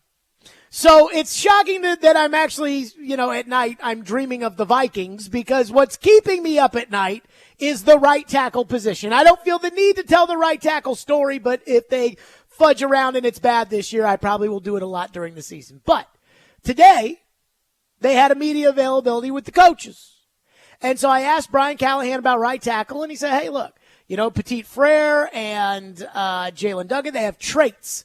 And so they won't know until they put the pads on, but they've got traits they think they can coach up, which is a far cry from the Bill Callahan will make Nicholas Petit Frere a star. So I asked Brian Callahan, the coach, head coach, I asked Brian, I said, okay, so what if they can't coach him up? Then what do you do? Here's what he said. Is there an insurance policy or insurance option if you put the pads on and they're not in training camp where you want them to be? There's always options. Sometimes your options that are outside of your building are better than others. But there's also a whole nother set of acquisition period that comes at the end of training camp. There's trades that occur. There's cuts that occur. There's still potential to add at the position if you feel like you need to. Again, maybe not be the options that you would want. There may not be one that's available that's worth it. But there's always avenues to improve still before the season starts if you feel like you need a spot somewhere on the roster. Okay, Brian Callahan saying, hey, we're not committed to these guys at right tackle if it doesn't work out. That's all I need to hear. Then Bill Callahan met with the media today, and honestly, the media probably wanted to meet with Bill more than they did Brian, if I had to be completely honest with you.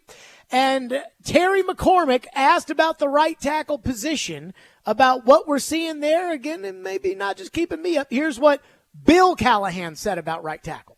What are you seeing the right tackle candidates that are here on the roster right now in terms of, Nicholas Petit Frere and Jalen Duncan and Watson, who coached in Cleveland? Well, they're all here. They're all working hard. I think, to begin with in spring, when you're coming into a new system, new coaches, I'm just evaluating, assessing, trying to help these guys learn a whole new different toolbox than they're accustomed to. I think they're exceptional hard workers, and that's great. That's a good start for us. But then how it plays out, I think we'll wait. I'll kind of be a little bit more reserved on my judgment until we get into training camp and we get a chance to see them in the preseason when the live bullets start flying. But right now, it's all positive. These guys are working hard. They're learning some new sets, different angles, different strikes, things of that nature, that can help their game.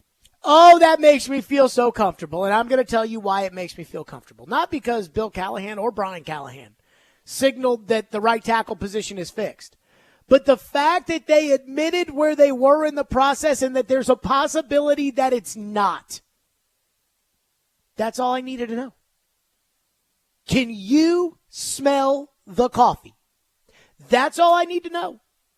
And look, they're not allowed to wear pads, and Bill Callahan's right. We're not going to know until these bullets start flying.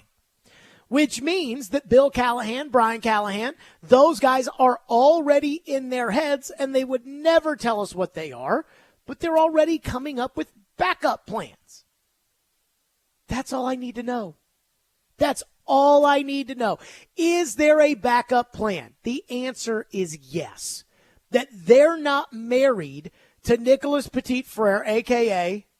PT. They're not married to PT. They're not married to Jalen Duncan. They're not married to any of these guys. And if they realize, hey, these guys can't do it, which deep down inside I hate to say it, I think they can't, then they will pivot and figure something out. And normally,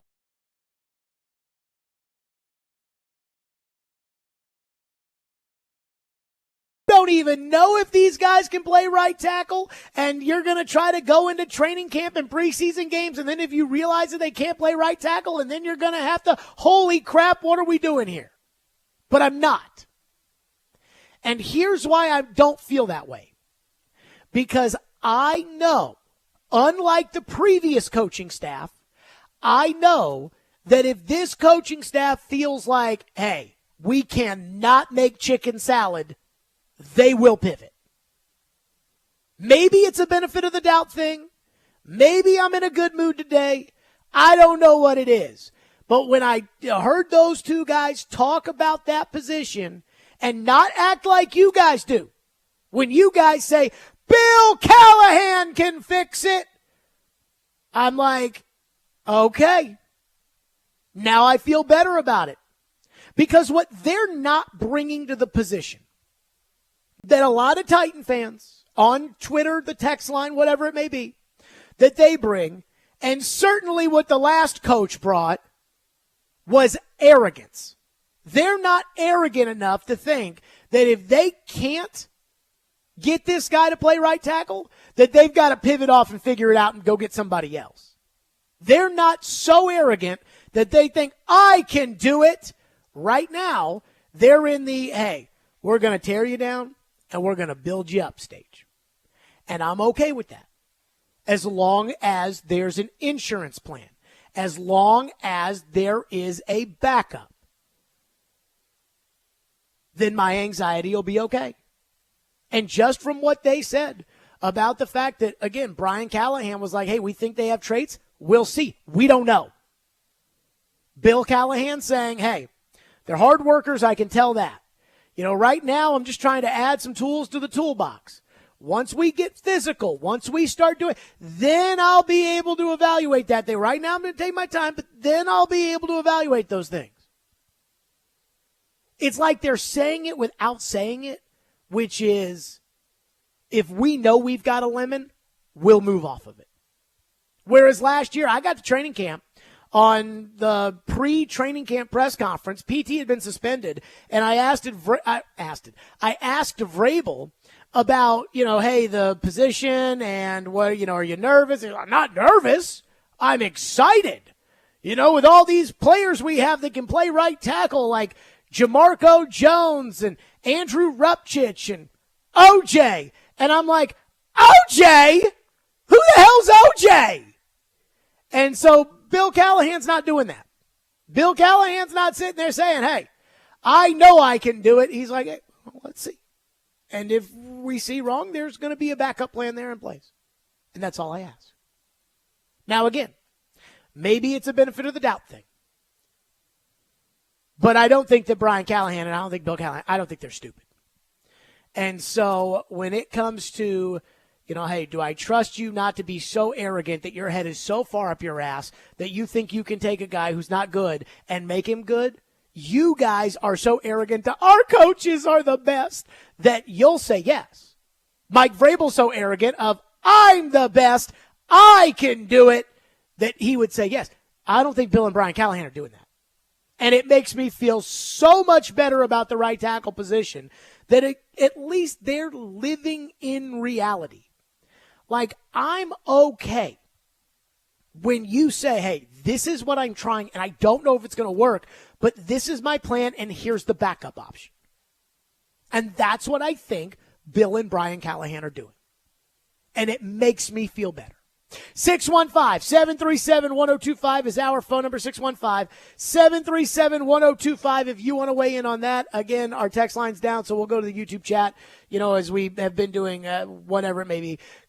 There is, by the way, another player that is, I guess, in the right tackle mix. And what Bill Callahan had to say, because Bill Callahan's the only guy that knows anything about this guy. So we'll do that next. What Bill Callahan had to say, we'll do it next. Stillman and Company, 102.5, 106.3 The Game.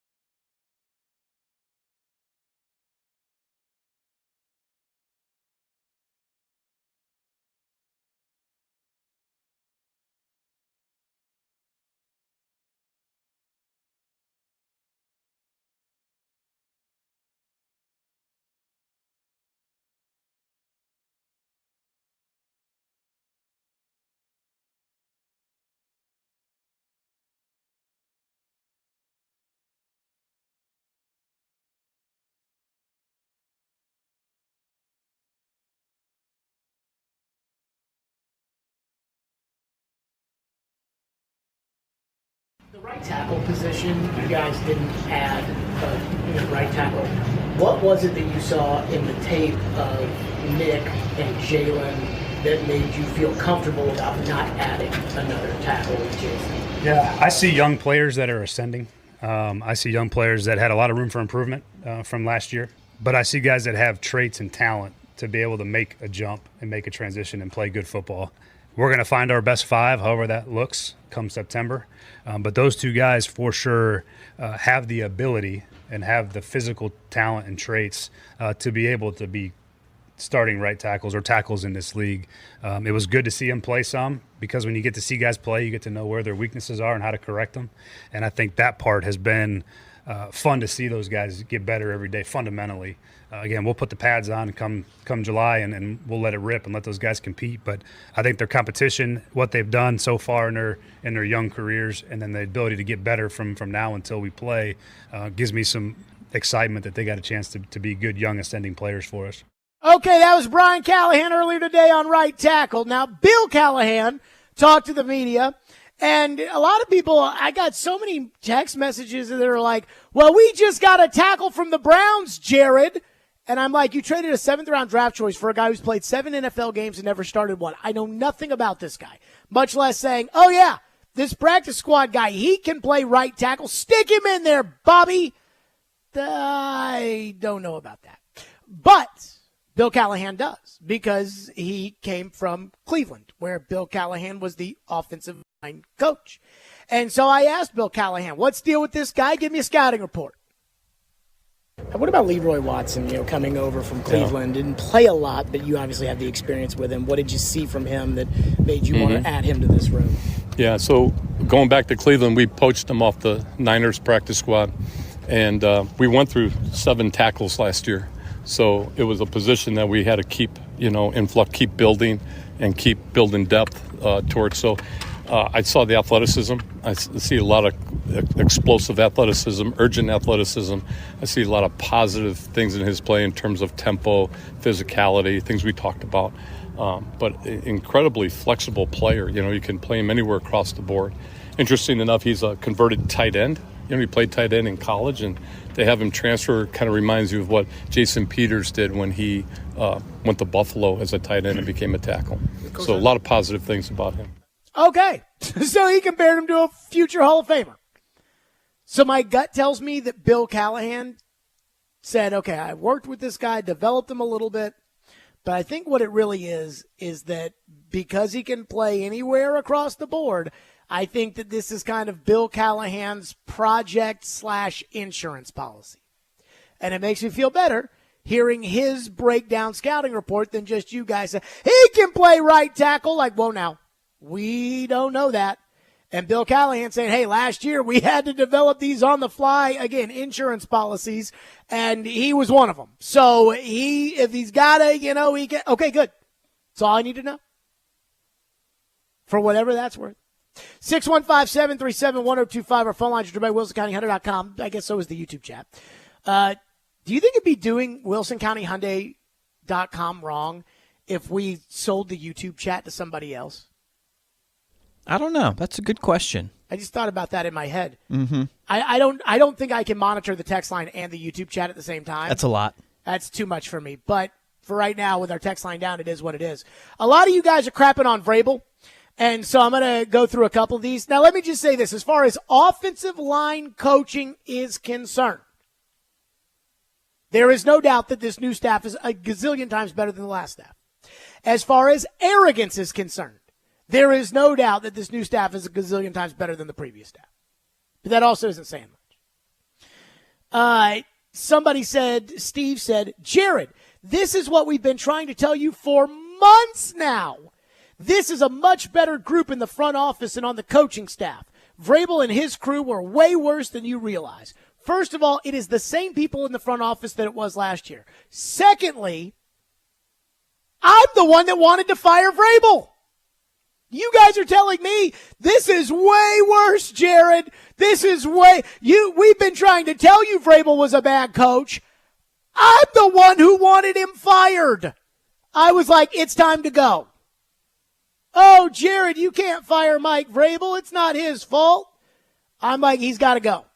Now, I want to clean house. Let's start from scratch. I'll take what you can give me, but, again, you guys are saying, Jared, you didn't understand about Vrabel. I didn't? Really? Come on now. What are we doing here? One texter says, Vrabel would have ruined Will Levis. He ruined every quarterback, even his pet project Tannehill. And Joe Rexrode called me out this morning, and Rexrode was wrong, and he knew that he was wrong. I don't know what he was wrong about. Steve says, Vrabel is not a good coach. Ian, we need to do more Vrabel topics because apparently the people here in the text line, they've turned on him quickly. It's amazing, isn't it? Mm-hmm. At least for me, there was the progression from I thought he was the best coach in the league to I'm really disappointed to, okay, this has run its course. And I still think Vrabel's a good coach. And that's the bone here that Steve picks when he says, Vrabel is not a good coach. He is a good motivator. Being a good coach is so much more than that. Every time Jared says Vrabel is a good coach, I grit my teeth. So I think that I would qualify as a Mike Vrabel expert, right?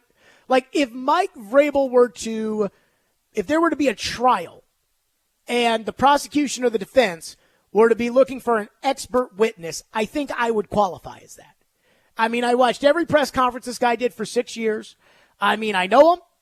I like him. I don't think he likes me very much. I don't know. But again, I think I would qualify as an expert witness, kind of whatever. So I see a lot of similarities between Mike Vrabel and Peter Laviolette. And that's why I think Vrabel's going to get another job, and I think Vrabel's going to win. You guys, Vrabel's going to get a job. Now, it depends on what the quarterback situation and the offensive situation is when Vrabel gets that job. But if there's a job like the Charger job out there this past year with a Justin Herbert, Vrabel can coach that team. If they had hired him in Atlanta and had Kirk Cousins, Vrabel can coach that team. You put Vrabel at Carolina, it's going to be a disaster. But I think you give Vrabel a decent team, Vrabel can coach him, and Vrabel will win. And you guys will be shocked because you guys have turned on Vrabel so much. You hate Vrabel. I'm telling you, Vrabel can win now. And even though I wanted Vrabel fired because it had run its course, that doesn't mean that I don't think Vrabel's going to win somewhere else because I think he is. By the way, Peter Laviolette has not lost a playoff game yet in New York. I talked to Laviolette at the draft. But I guess this is the first season, isn't it? First year, yeah. So I talked to Laviolette at the draft after he had been fired by Washington, had been hired by New York. And we were just shooting the breeze because we hadn't seen each other in a year or whatever it was.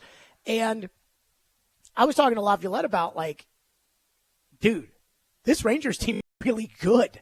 I'm like, if you go to New York and you win the cup, and he looked at me and his eyes got big. He was like, trust me, I've already thought about it. I'm like, we're talking Joe Torre, Bill Parcells, Pat Riley. Riley didn't win the championship, but he got close enough. That's the kind of coach we're talking about. And yet, look at Laviolette. Everywhere he's been, he goes somewhere, they win, and then he pisses everybody off and he gets fired. That's Vrabel. And Laviolette's a great coach. He's a Hall of Fame coach. Vrabel's the same coach. And again, I feel like I'm an expert in being able to compare the two because I literally talked about them every day on the radio. So when you guys get on this whole anti-Vrabel thing about Vrabel sucks, Vrabel's this, Vrabel's that, just know that, this idea that Vrabel's some bum is ridiculous. Vrabel's a good coach. I think Vrabel's arrogance gets in the way. And again, I don't think Vrabel after year 3 can make the team better.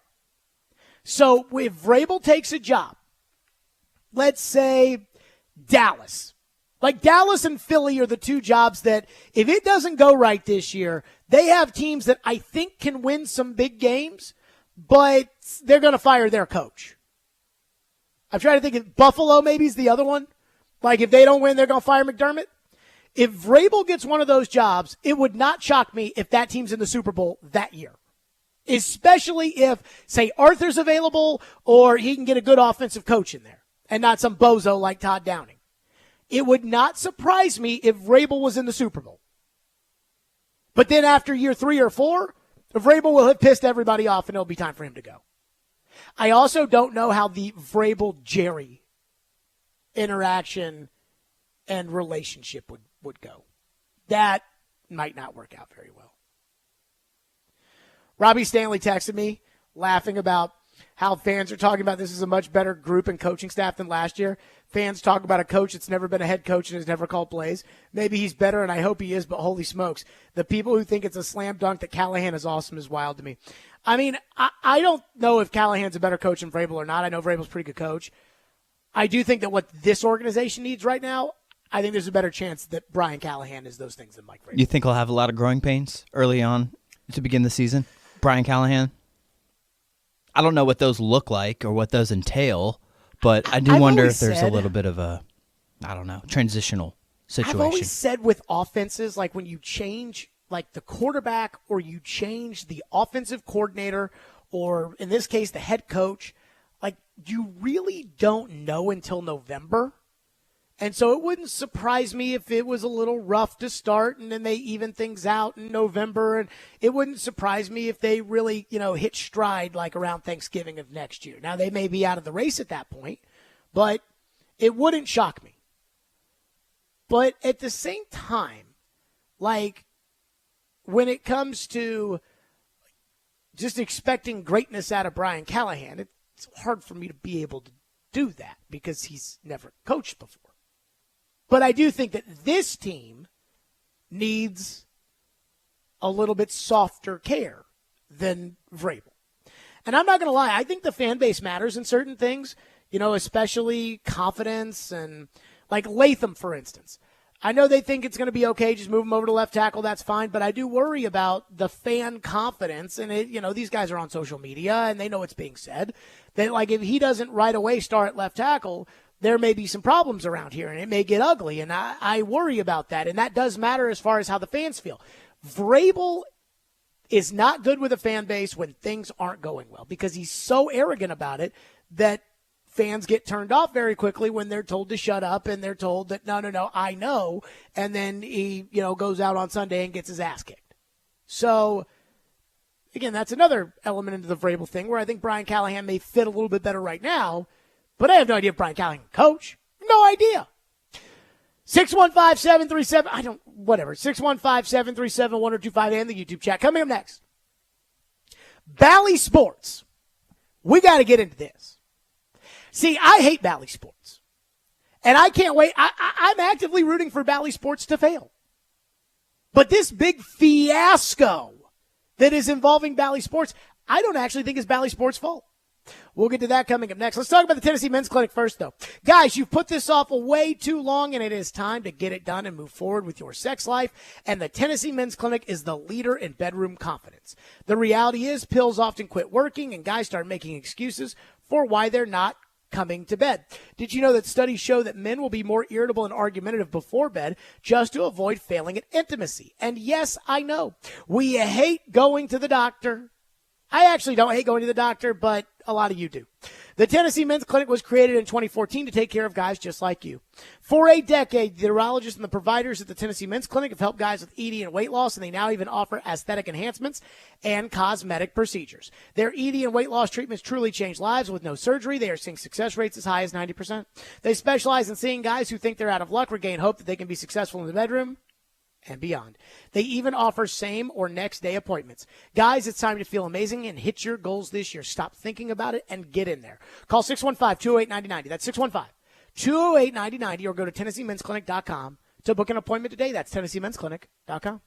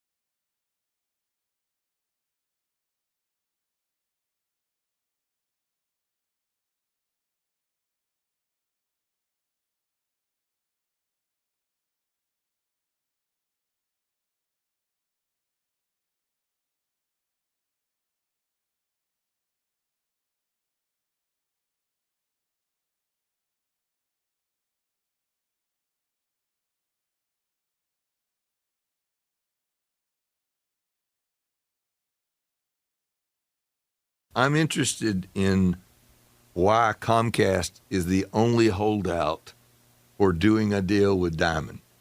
I'm not puzzled by their behavior because I believe Diamond went dark on Comcast systems last night.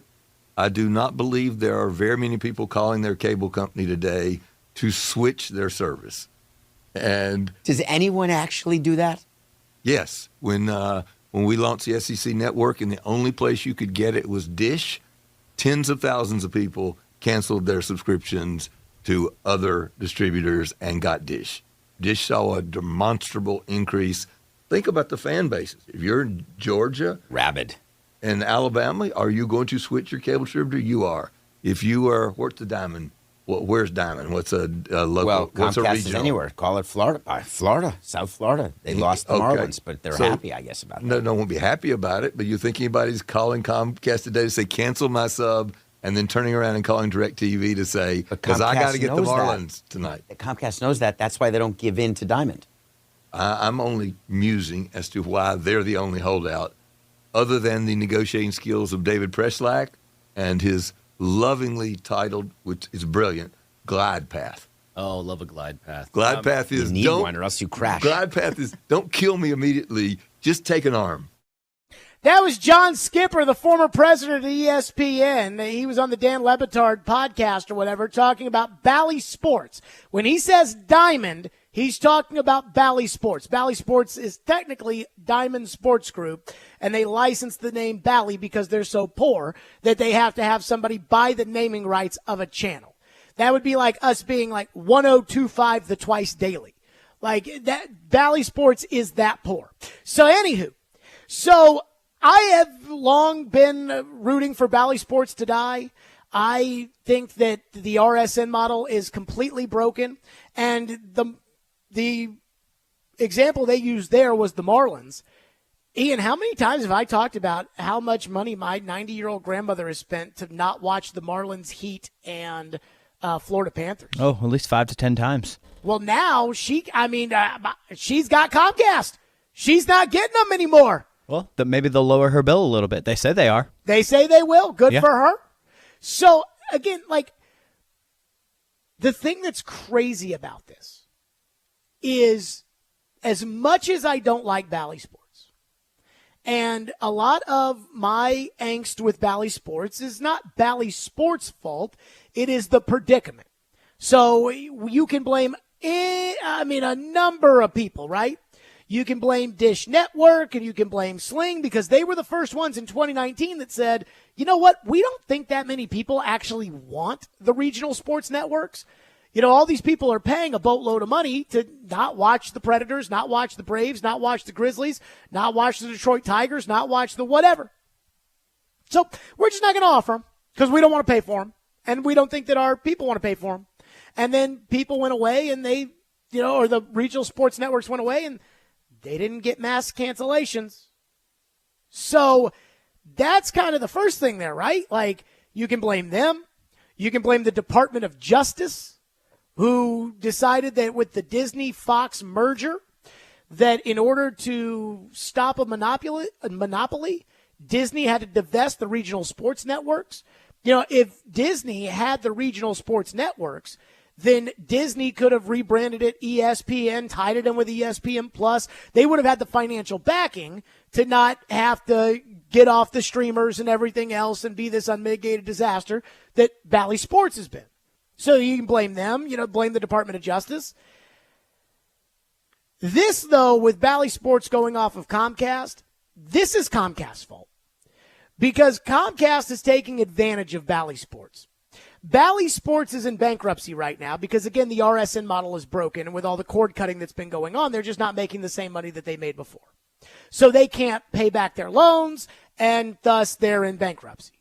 And one of the keys in the bankruptcy, as I understand it, is that Bally Sports has to have deals in place with Charter, DirecTV, and Comcast, the biggest cable providers in the country. They don't have to have YouTube TV. They don't have to have Hulu Live. They don't have to have any of those.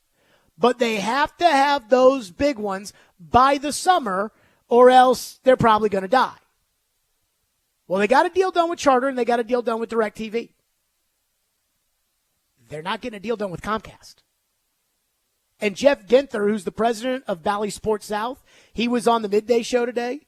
I'm actually a little disappointed that Jeff Ginther was doing interviews and didn't come on this show because, boy, I got questions. But Jeff Ginther was on the midday show, and he was talking about it. And, again, Comcast knows they've got Bally bent over the barrel. Like, they know it. Because if they don't get a deal done with Comcast, they're going to die.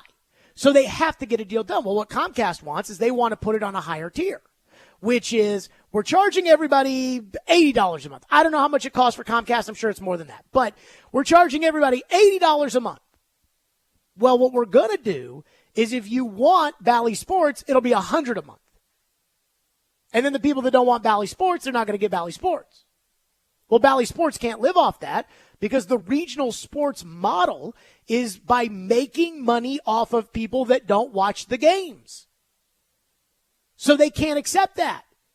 So Comcast has them between a rock and a hard place. And Jeff Ginther was on the midday show today, and he basically spelled it out for you that this is Comcast ripping off Bally Sports and taking advantage of them, and I don't think he's wrong.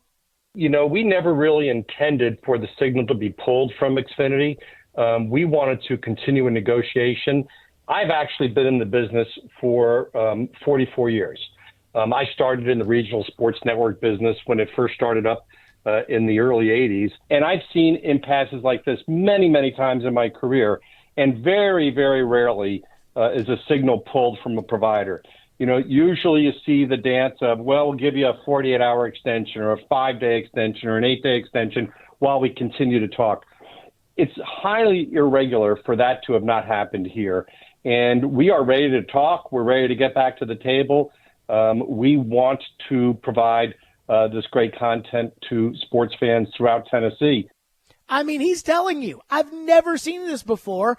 And in this case, we want an extension. We want Bally Sports to be on Comcast, you know, as we work through this. And Comcast is saying no. And you want to know why Comcast is saying no? Because they want Bally Sports to know, like, hey, you have to play ball by our rules. It's amazing. It's amazing. This may kill Bally Sports. And so I'm kind of in a rock between a hard place, too, because I don't like the idea of Comcast ripping off Bally Sports, you know, and really with some what I think are dirty kind of negotiating tactics, although it is kind of genius.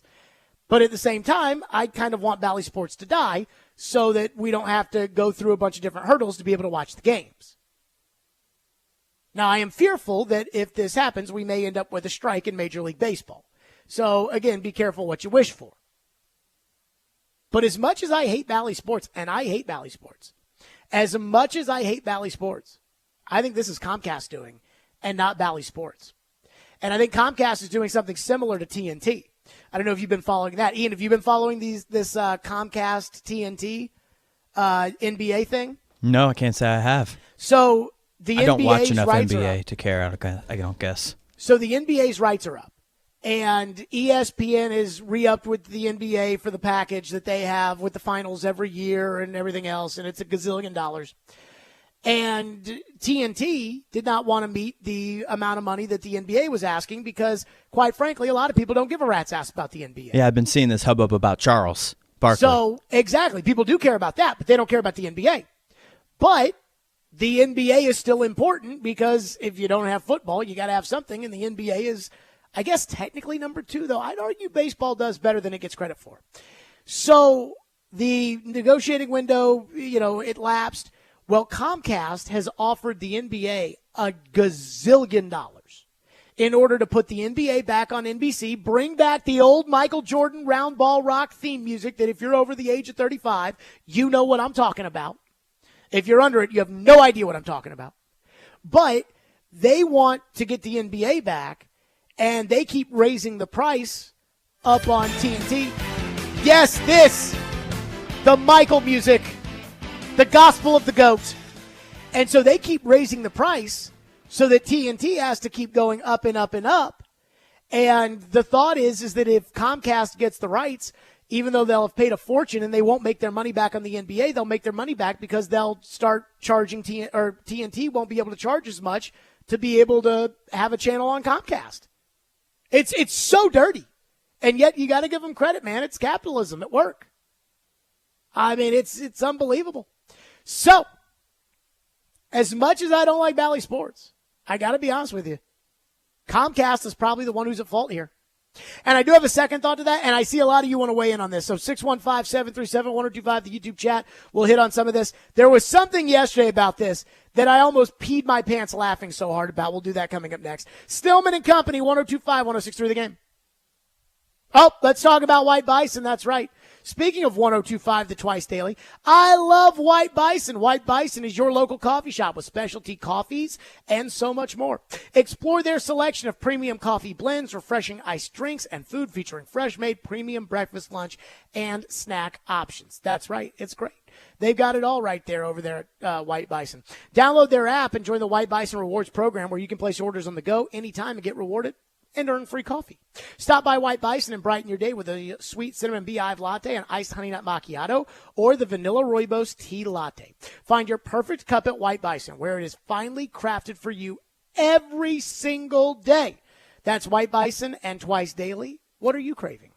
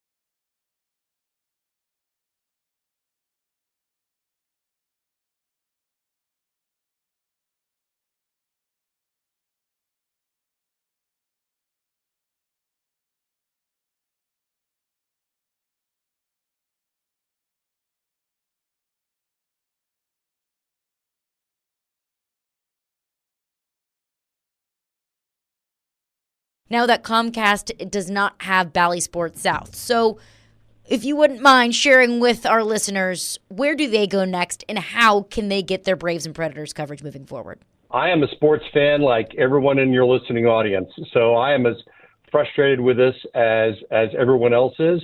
And we certainly hope that this issue gets resolved right away. I'll answer your question first, and then I'll go kind of backwards a little bit and try and explain how we got here. But obviously, if you're a customer of Comcast, it's an inconvenience to go to another provider. But there are other providers. There are other solutions. If you have a wire going into your house of any kind, most likely you can stream, and two providers that provide the Braves games and also in your area the Reds games on television on Bally Sports South and Southeast are Fubo and also DirecTV Stream. And then obviously DirecTV carries both of our networks in your territory as well. And so those are alternatives.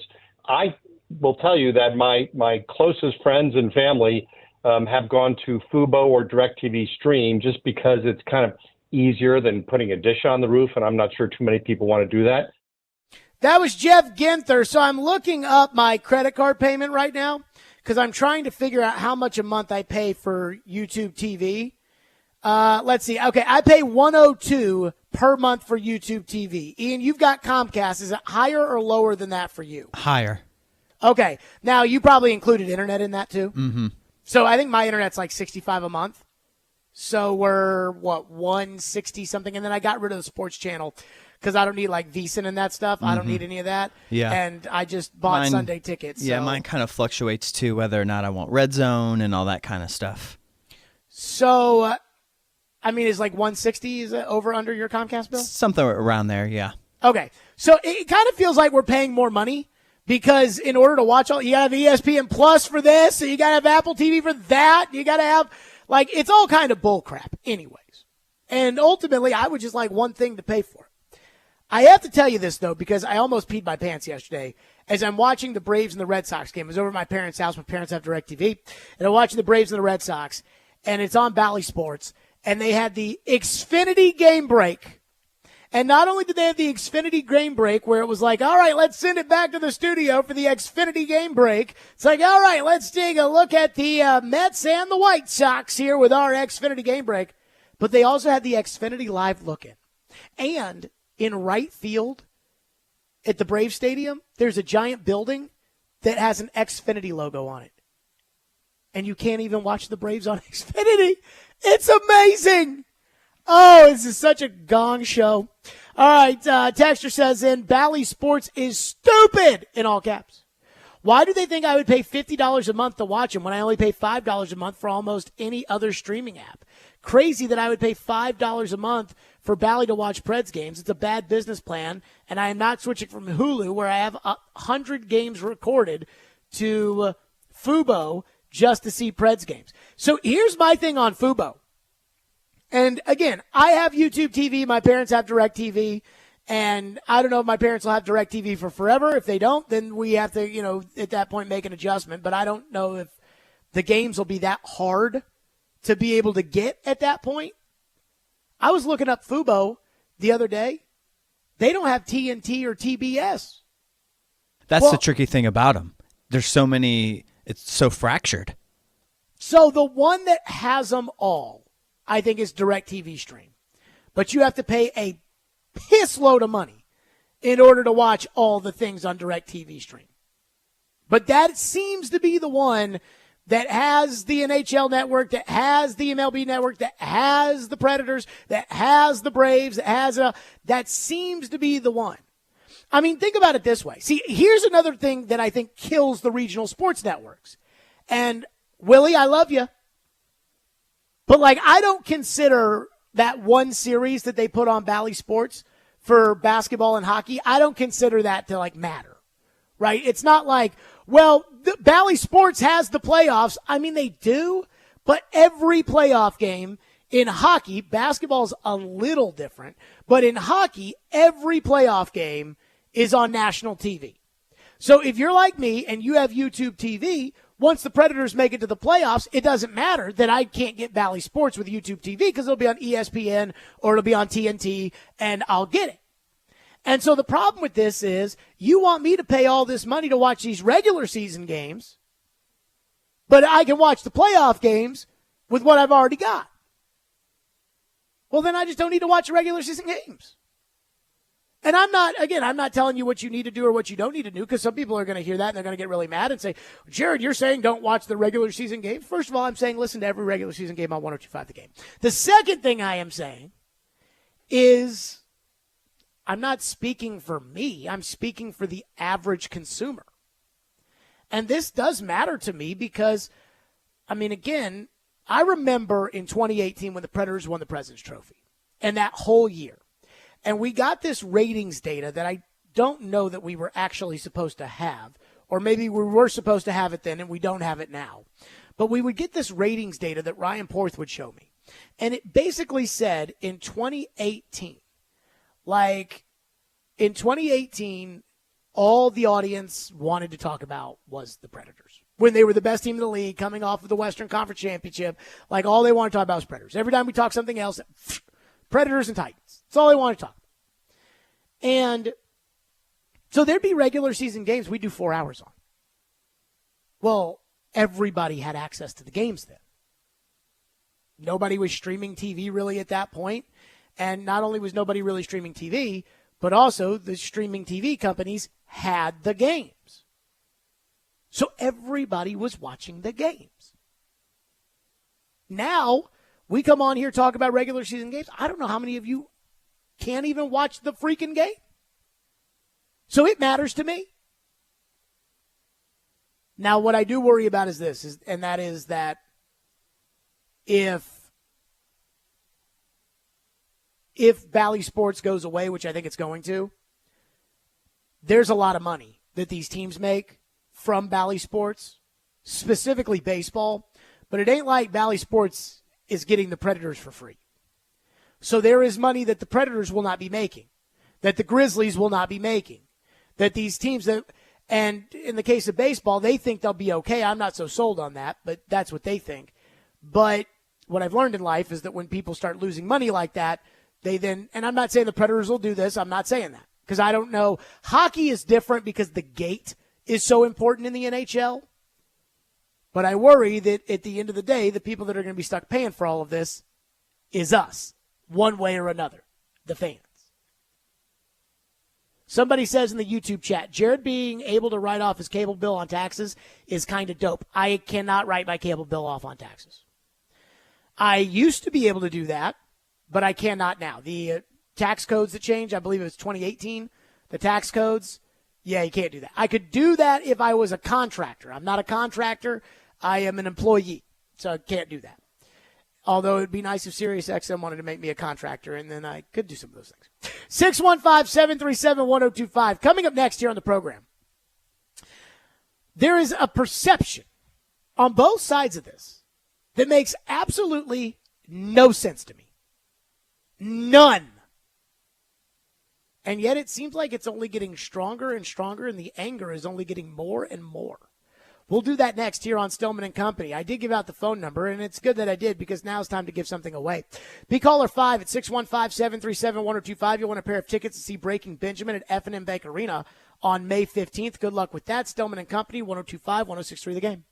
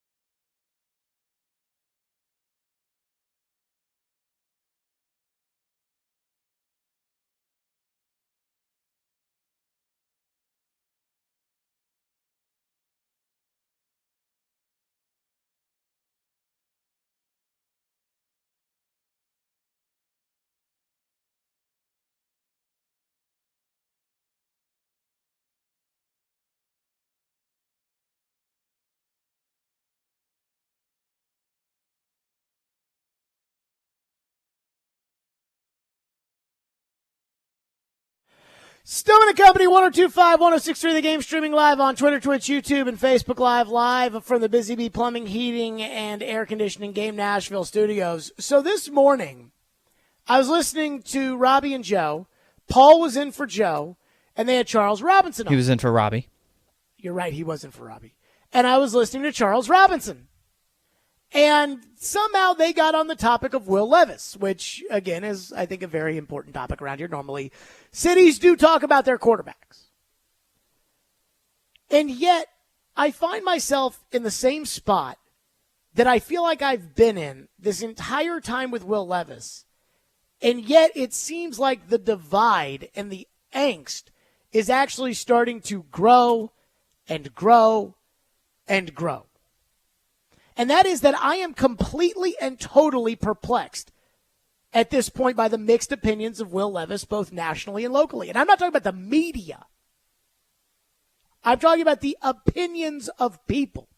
You know, Paul and Joe this morning were like, Charles, tell us why the national people hate Will Levis.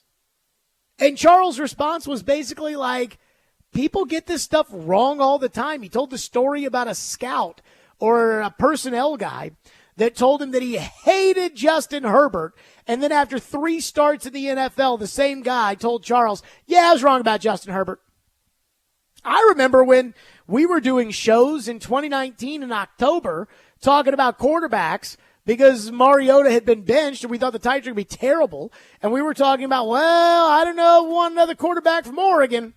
Obviously, Herbert's pretty good. But this doesn't have to do with Herbert. This is about Levis. I do not understand the national perception. And this is not national media. This is how the people across the country feel of Will Levis. If I tell people I'm a Titans fan or I'm from Nashville, it's like they take their hat off for a moment of silence and say they're sorry that Will Levis is my team's quarterback. Were you doing that last year for Desmond Ridder when somebody would tell you they were a Falcons fan? Going into last year, I didn't know if Desmond Ridder was going to be any good or not. So, I'm a Falcons fan, and, I'm sorry, T's and P's for Desmond Ridder. I didn't feel that way. I didn't know about Desmond Ridder. I mean, he had a nice end of the 2022 season. I had no idea if he was going to be good or not. And so that's nationally. Will Levis comes up, and it's like, oh, he sucks. I have friends that are not Titan fans. I even have some friends that are Titan fans, but for the most part, the non-Titan fan friends that are like, oh, yeah, Will Levis sucks. Based off of what? Will Levis played 2 nationally televised games last year. One, I thought he was really good in that Pittsburgh Steeler game. And he had a couple mistakes here and there, but for the most part, I thought Levis was pretty electric in that Steeler game. And then he had that Miami Dolphin game. Granted, it wasn't really a nationally televised game because there was another game going on at the same time. But Levis engineered a fourth quarter comeback and a great 2-minute drive and everything else. I mean, Levis did all of that in that Miami game. So if you watch those 2 games, I don't know how you can just assume that he sucks. And then locally, it's a complete 180. Which is people are convinced it's a slam dunk. There's no reason to talk about it. Will Levis is a franchise quarterback, and the Tennessee Titans have found the next guy. So when we talk about the best quarterbacks in the league, it's Mahomes, Allen, Burrow, Lamar, C.J. Stroud, Aaron Rodgers if he's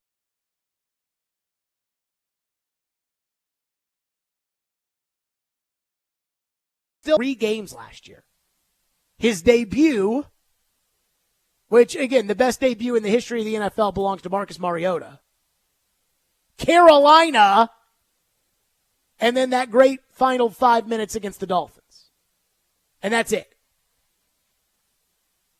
And every time I hear people here talk about Levis, like he's a true franchise quarterback, like we know the answer to that, every time I'm like, whoa, whoa, whoa, whoa. Mariota had a better rookie season, and he was not the answer to your prayers. Vince Young was Rookie of the Year, made the Pro Bowl, and led the NFL And again, this was an NFL that had Brady, Manning, Favre, like Rich Gannon. Like he led the NFL in fourth quarter comebacks and game-winning drives as a rookie. And he didn't end up as a franchise quarterback. I don't even know if Will Levis can stay healthy or not. So where does all this definitive ruling come from on both sides of it? Right? If you're somebody who is convinced that Will Levis is the truth, that Will Levis is a franchise quarterback, that the Titans are set, that they're building around him, that Amy is right, and that this guy with Brian Callahan, that they're going to be competing, where do you get that from? Other than, again, just the sheer optimism that your quarterback is the guy. I said this last year when Justin Herbert signed that, $257.5 million contract. And I said, I want the Titans to pay Will Levis $300 million one day. I don't know if they will, but I want them to pay Will Levis that kind of money. But that doesn't mean that I assume they're going to. Where I sit with Will Levis is right in the middle. It's the exact place I sat when he was drafted. It's the exact place I didn't go to after that Atlanta game. It's the exact place I didn't go to the other side of it when they lost that JV Texans team, and he threw that interception on a ball for DeAndre Hopkins that Treylon Burks was running wide open down the field on. And that's that I could see this going either way. Ian, if you could, Will Levis was asked today kind of what's his big focus right now as far as the offseason's concerned, now that, the rookie mini camp is going to be this weekend, and then there's going to be OTAs, and then there's going to be mini camp, and then there's going to be the little summer break, and then there's going to be training camp. What are you really focusing on, Will Levis? Here's what he said. What's kind of the main thing that you focus on this time of year? With the newness going around, the main thing I focus on, the new offense, I'd just say, getting to know the offense. And by the time we get back to training camp here, literally, know this thing like the back of my hand and be able to just run it and not even have to go to meetings if I don't need to, and be able to run the meetings essentially. So that's the biggest thing for me, locking in on the playbook and obviously developing as a leader, getting to know these guys, especially the new ones, and just feeling out the locker room and being there however I can for anybody. He's trying to learn the playbook. I mean, how can we say he's a franchise quarterback? I mean, again, his goal is to learn the playbook. He may not be able to learn the playbook. I mean, I think he will, but he may not be able to. There's no way to know. And even if he had great success last year, there's really no way to know. That's how I feel about C.J. Stroud. Everybody wants to crown him a franchise guy, no doubt. Carson Wentz, if he hadn't torn his ACL in his second year, would have been league MVP. Carson Wentz was the second-year superstar the year before Mahomes was and then Lamar was. Wentz couldn't back it up. But again, where does all this hate for Will Levis come from these people that don't even watch Titan games? I mean, Levis clearly has an arm that's good enough to play in the NFL. Levis has size. Levis is tough. I mean, Levis is, the idea that, this is just some bum who puts mayonnaise in his coffee and couldn't win at Kentucky, that's what Malik Willis was. Put him on the field. Oh, God, take him off the field. That's not Levis. So again, I find myself right down the middle on this quarterback, which is if he can learn the playbook, if he can read defenses, if he can figure out how to use what his offense has to his advantage, if he can learn, hey, when the game slows down for me, instead of doing this, I need to do that, which, again, these are all big ifs. And if he can at one point, and it's not going to be this year, but if at one point down the road he can take the bull by the horns and he can basically run the team as the quarterback from an offensive standpoint. I'm not saying go in there and say, all right, guys, we need to be in the showers at 3 o'clock, but I'm talking about, again, looking at a defense and saying, okay, now we got to check out of this because we're not doing that. If he can do that, then he'll be a franchise quarterback. But I don't know that he's going to be those things. And again, the perception is he is or he isn't. And to me, he's neither. Neither is Bryce Young. Neither is Anthony Richardson. I see people that say Anthony Richardson is better than Will Levis. Based off of what? Anthony Richardson played like 5 games last year and got hurt twice. And I loved Richardson coming out. So somebody's got to explain to me how we can have these strong of opinions about a quarterback who's so young. Somebody help me out.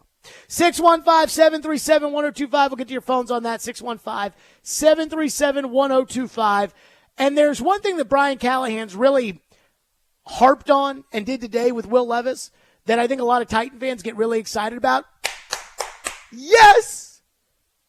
That A, doesn't surprise me, and B, I really don't think it's that big of a deal. We'll get to that coming up next here on the program, here on Stillman and Company. Let's talk Window Nation.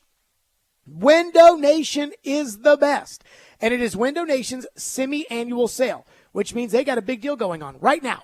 50% off all windows, along with no interest for 5 years, plus bonus savings when you schedule a consult today.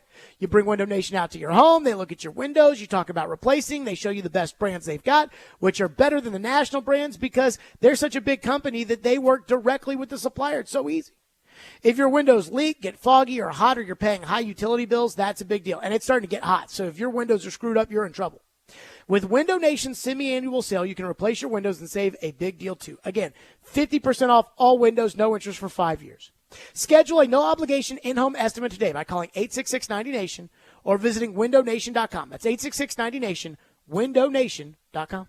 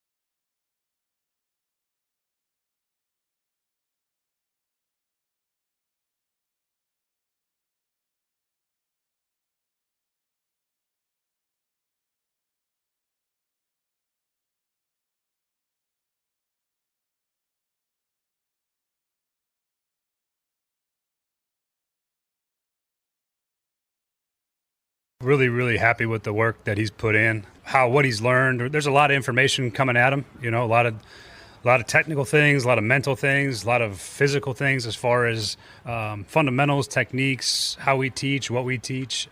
He's attacked it with really awesome enthusiasm, every day he comes in, he learns it. And always the mark to me of guys that take coaching well, they can take it from the meeting room to the grass. And so he's been able to translate those things as we've come out here. So really happy with the work he's done so far. I think he's really gotten better in a short amount of time because of the way he approaches his job, and that's all you can ask for at this point in the year. That was Brian Callahan talking about Will Levis, and I hear Brian Callahan say something like that, and I'm like, that is red meat for the Titan fans that just want a franchise quarterback, just want to anoint themselves as a franchise quarterback. Just, oh, yes, we have a franchise quarterback. So the idea that Will Levis works harder, that he's attacking it, and, Will Levis gives it his all every day, that is nothing new. That has never been a question with Will Levis. Now, it has been a question before he was drafted, before we knew what he was really about. It was a question of, is he 100% in on football? And I don't have that question because I've seen enough of, how he operates. I do think that, again, like Matt Jones said, every now and then he doesn't. It's a little cringe. That is, I wish he would not do, but again, it is what it is. But Will Levis's desire to be a good football player, I've never questioned. It's almost like saying, Derrick Henry's working hard right now to be a great player for the Ravens this offseason. You shocked by that? So, when it comes to Levis, what really matters is the comprehension part of all of this. And it's a good sign that the coach is happy with, hey, we're working with him fundamentally, and his fundamentals are getting better, and we're drawing things up on the whiteboard and then asking him to do them in practice, and it's looking better. But we're not at a stage in the offseason to where you can tell whether or not he's getting it. Because, again, they can't go offense versus defense. They can't those kind of things. I go back to that play he had last year against the Texans. You could argue it cost them the game. Now, there were a lot of things that cost him that game against that JV Texan team, but you know the play I'm talking about. He rolls out to the left, and Burks and Hopkins are along the sideline with two Texan defenders, and Burks runs down the field, and Hopkins is standing there, and the two Texan defenders go with Hopkins, and Levis is so zeroed in on Hopkins that he throws the ball into double coverage, and it gets intercepted. And if he had thrown the ball to Burks, and if Burks had caught it, which is not a guarantee with Burks, but if he had thrown the ball down the field to Burks, Burks would have caught it for a touchdown. That is, when it comes to the comprehension, the learning, everything else, that's going to be what defines whether or not he gets it. Somebody tweeted me in the last segment, and they said it was good to get him experience under difficult circumstances. The game will feel like it's on easy mode this year. Whoa now. Whoa now. The question is, the next time this happens, there's a certain play. He knows where he wants to go with the ball. He rolls out. He's making something happen. He sees it develop. Does he take that extra second, knowing that it'll be okay, and set himself and see Burks and throw it to Burks? Or is that emotion that I got to get it, got to go? Is that always going to be an issue? And we don't know the answer. There's no way you can know the answer. They don't know the answer. But that is a $300 million question. Because if he figures that stuff out, he's got a chance to be a pretty good player.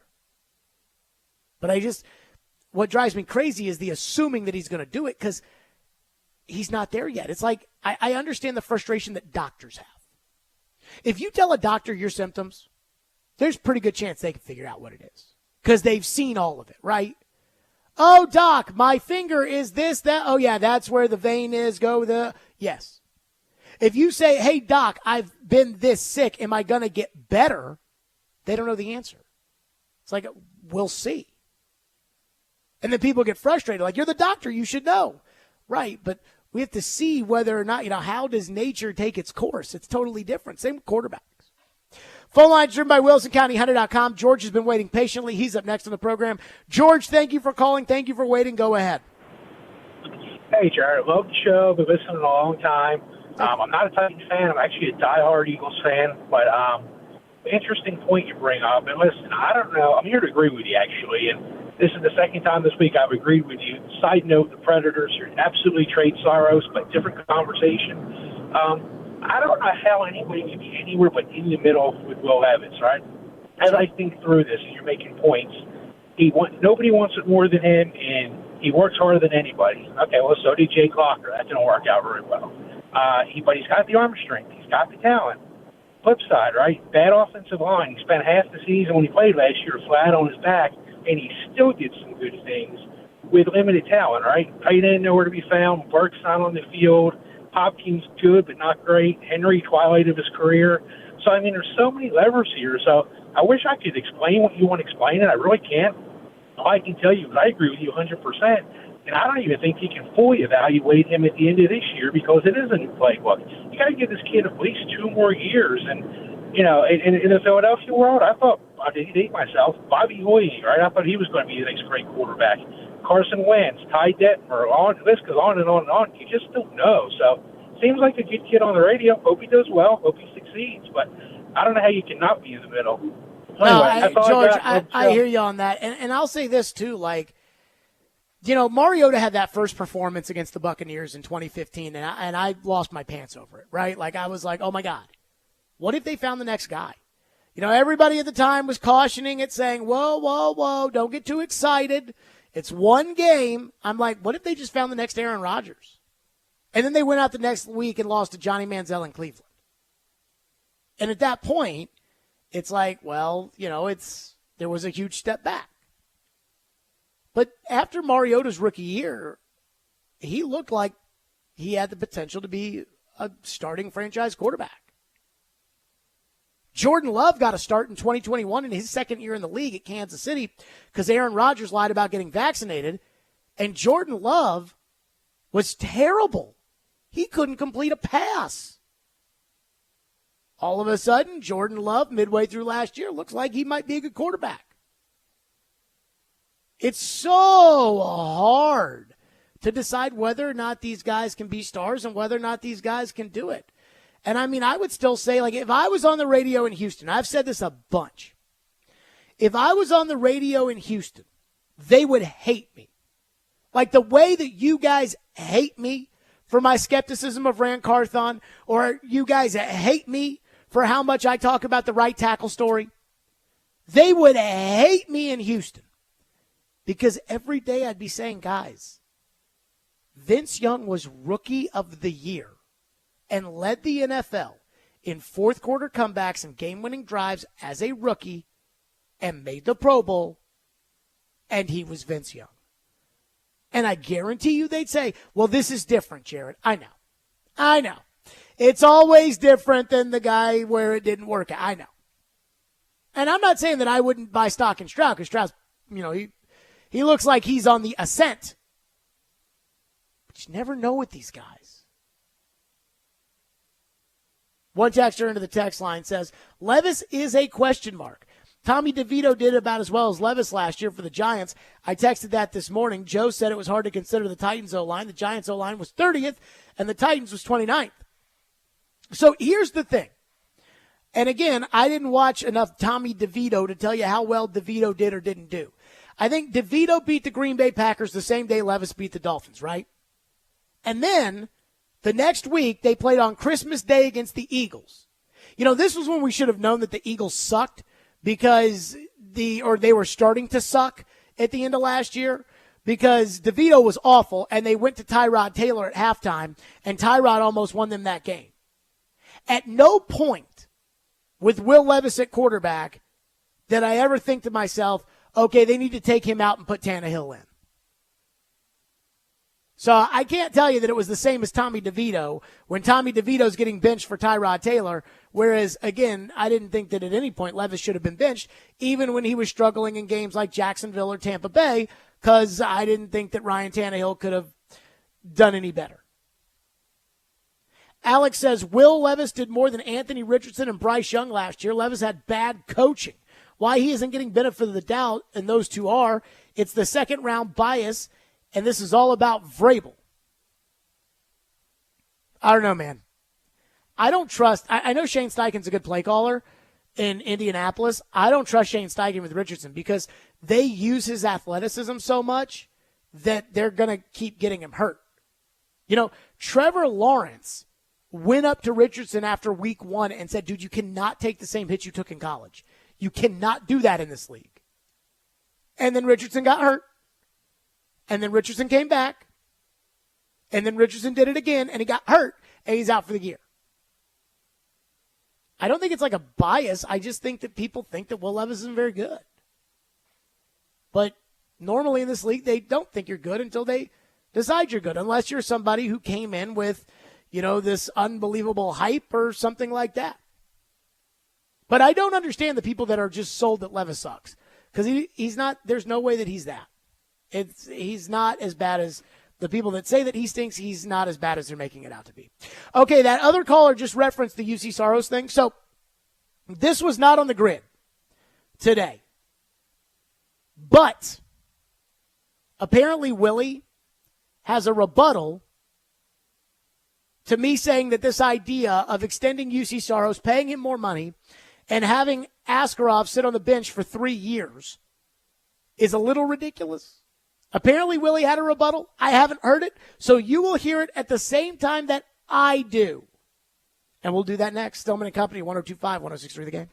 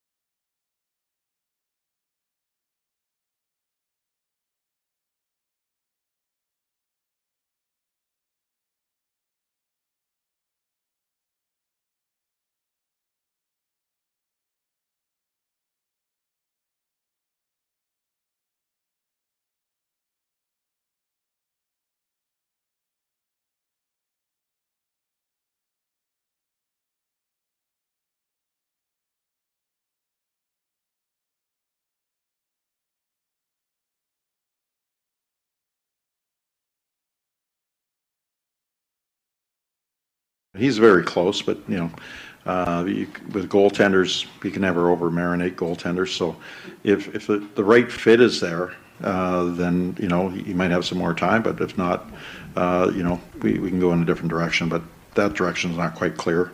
We're going to do what's best for us as an organization and also for the growth of young Askarov. That was Barry Trotz earlier this week saying, hey, we'll figure it out. Who knows? So at the radio station, everybody is on one side, which is they probably got to trade UC Soros. Can't extend him, give him more money, and expect a different result. And then on the other side of it is Willie and Derek. And I'd say Ian.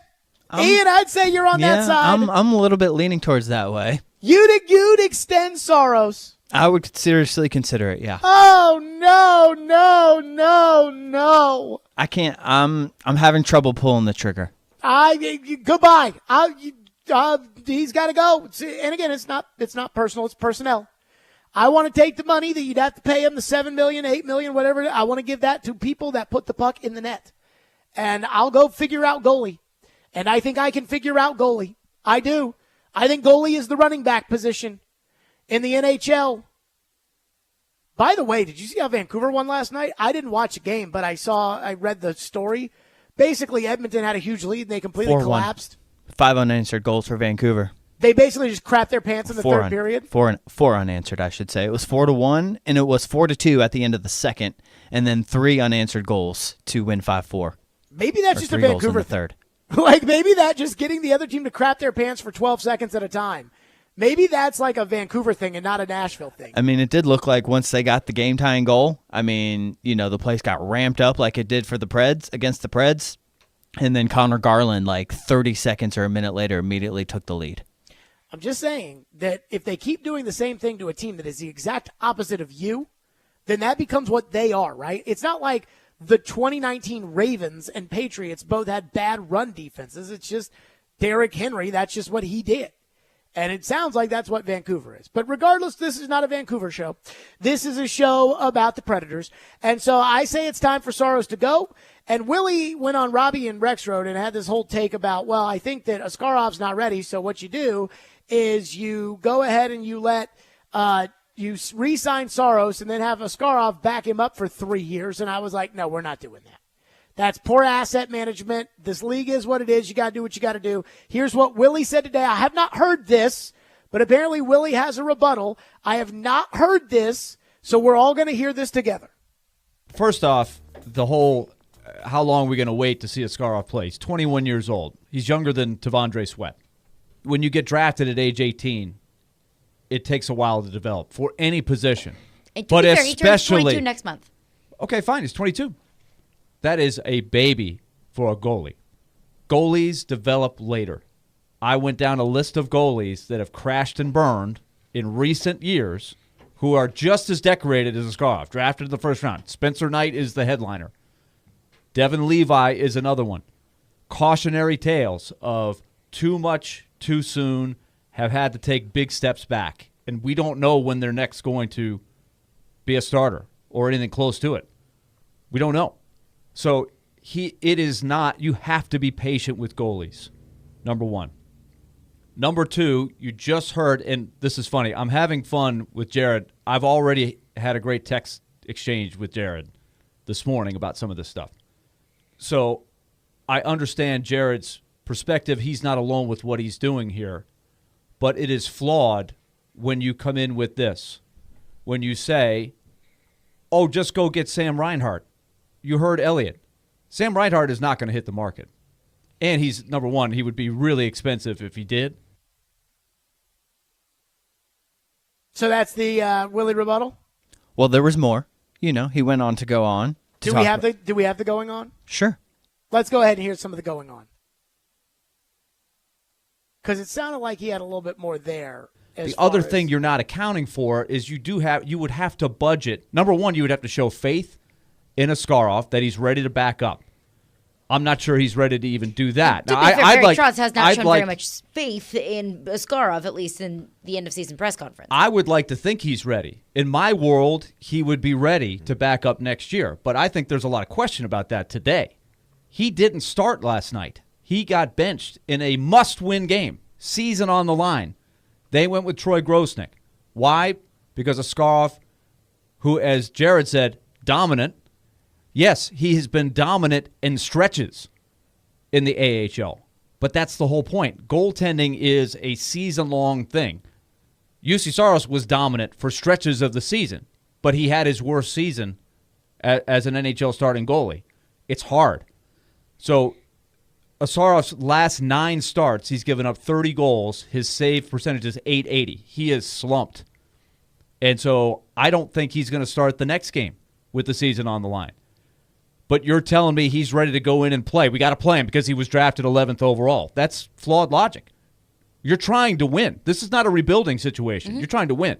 The other thing Jared is not budgeting when you say take the $8 million that you're going to save for Soros and spend it somewhere else on a forward, you still have to purchase another goalie. Another goalie's got to be there, and that's a really important spot, especially if you're giving Askarov some of the starts. So how much money are you budgeting? Oh, $4 million, $3 million, something like that. I mean, here's the thing, and this is what I've just decided, and I'm not changing my opinion about this, and that is that if you commit to UC Soros, you're going to get the same results. If you commit the money to UC Soros, you're going to have to pay him more. If you commit $8 million a year to UC Soros, you're going to get the same results unless one of these young guys that they have ends up becoming an absolute superstar. And I'm not going to say that they can't, whether it's Kimmel or Wood or a draft pick or whoever, but it's not very likely. To me, this organization needs to go in a different direction. What do you make of what about the salary cap going up and what Well, that could do for your extra budget? That just means that's more money I could spend on forwards. Like, I hear that logic, right? It's like, well, $8 million, the cap will go up, so that will be fine. Right. But what they're not accounting for here is that's $8 million I can spend on a forward. And that's what I'm talking about. Well, maybe 4. Half of it you have to leave for your other goalie. I want league average goaltending. Because I think, here's my thing about goalies in general. I think goalies are like closers in baseball. Sometimes they can be nails. Oftentimes, they're volatile. And Pekka Rinne is a good example of that because he sucked in that 2018 playoff, and he pissed his pants in Game 7 against Winnipeg, and nobody wants to talk about it because the second you start talking about it, it's like, oh, no, don't say anything bad about Pekka Rinne, but it's true. And Soros is not Rinne. He cannot steal games in the playoffs the way Pekka Rinne could. And even then, the volatile nature of goaltending says what goes up must come down. I'm trying to think, is there a goaltender in the NHL who I'm like, oh, Lord, you never want to play him in the playoffs? Jonathan Quick was that a decade ago. Vasilevsky maybe was that. Where's his team? Now, they lost in the first round. You know what their problem is? Their problem is they're getting old. The skaters are getting old. And they lost a lot of their, depth pieces. And it's maybe if they didn't pay Vasilevsky, they'd still have Ryan McDonough. And they'd still have some of these other depth pieces that were on that team. If they had Aiden Hill as their goalie, maybe they'd be able to keep those guys.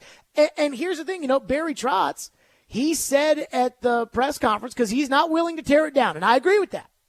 You don't need to be the worst team in the league on purpose. But Barry Trotz used Vegas as the example, saying Vegas did not draft their best players. Right? Jack Eichel, Noah Hannafin, they did not draft those guys. But you know what Vegas did do? When Vegas started, who was the first star player? Ian, who was the first star player of the Vegas Golden Knights? The first star player? The first superstar player. When they started their franchise, they planted their flag. They said, this is our guy. You mean in the expansion draft? Yep. I'm blanking. Marc-Andre Fleury. They did take Fleury. They said, this is our guy. And remember, Fleury carried them to the Cup final that year in 2018. But what Vegas has done is they've made the conscious choice to say, we're not going to spend our money in net. We're going to spend our money everywhere else. And I'd rather be Vegas than be you. And I know you both lost in the first round, but I'd rather be Vegas than be you. Vegas is aggressive. You know, again, I go back to when Jack Eichel hit the trading block. And I texted Vingan about, what would it take for the Predators to put together a package good enough to get Jack Eichel? And Vingan texted me back and he said, I am not doing this. He goes, I am not doing this, talking about the Predators acquiring Jack Eichel. And I was giving him a bunch of crap about that last week or earlier this week about that because, it'd be nice if you had Jack Eichel. And he said, well, they were never going to do that. You're right. David Poile was never going to do that. You know what David Poile would do? David Poile would re-sign UC Soros. Because that's what somebody who plays it safe does. And I love Barry Trotz. I think Barry Trotz is a good general manager. I think Barry Trotz knows what I'm all in on Barry Trotz. You guys know that. But if Barry Trotz is convinced that, we can do this and we just re-sign the goaltender and it puts the money in the same spots David Poile did, you're going to get David Poile results. And as exciting as this season was, this was a David Poile team. This was a team that got to the first round of the playoffs, was very exciting, and really didn't have much of a chance to get past it. And as much as they said, well, we wish we had won the series, we thought we were the better team, we thought this, we thought, you didn't win. And you didn't win because you can't score. The same reason you couldn't beat Dallas. You were 0 of 15 in 2019 on the power play against Dallas. You were 2 of what, Ian? 24 in this series against? I don't think it was quite 24, but it was around 20 maybe. I want to say they were 2 of 19 going into Game 6, and they had 3 power plays. So I think it sounds about right. Whatever it may be, you can't win that way. And I heard a caller today call in, right at the end of the show. I heard a caller call in who said that Forsberg's a big boy forward, and Willie and Caroline got into it at the end of the show. And I'm like, a big boy forward goes more than 2 of 22 on the power play in the playoffs. Not only that, I invented the term big boy forward. I know what a big boy forward is. The Predators have never had one, and they've had Forsberg on their team for a long, long, long time. So, again, and this is not about David Poile, but if you do the David Poile stuff, which is what Willie wants to do, he's afraid to step outside the comfort zone. And you may be worse doing this in the short term. I'm okay with that. But if you're afraid to do what somebody else who's not David Poile would do, you're going to get David Poile results. And we want better than that. That's just reality. 615-737-1025 is our phone number. They can go ahead and put Gustavus Grigas in the net. How about that? Sure. I didn't even know who the hell that was when Sheloff's won again last night. So Sheloff's. Screw it. You don't need a goaltender. Beat Edmonton. Sheloff's is a freaking crap bum, by the way. All right, 615-737-1025. The Stillman and Company program may have to do a little helping out here. We may have to expand. Vingan says I have to listen to the rest of Willie's rebuttal. Okay. Let's do that. Let's listen to the rest of Willie's rebuttal on the other side. Stillman and Company, 102.5, 106 through the game.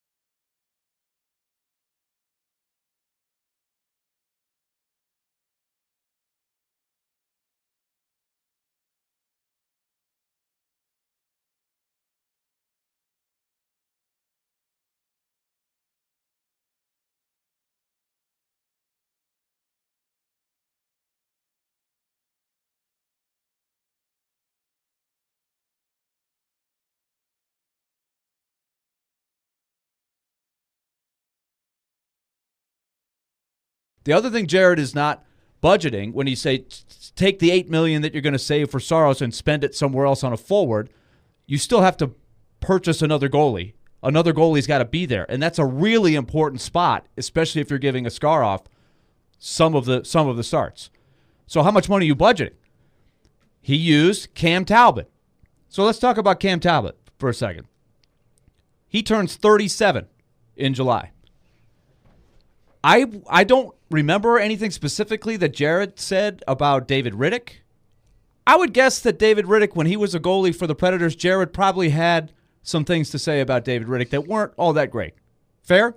Yeah. Do you think he's a big David Riddick fan? I don't Is know. any Predator fan a big David Riddick fan? I don't think so. Probably not.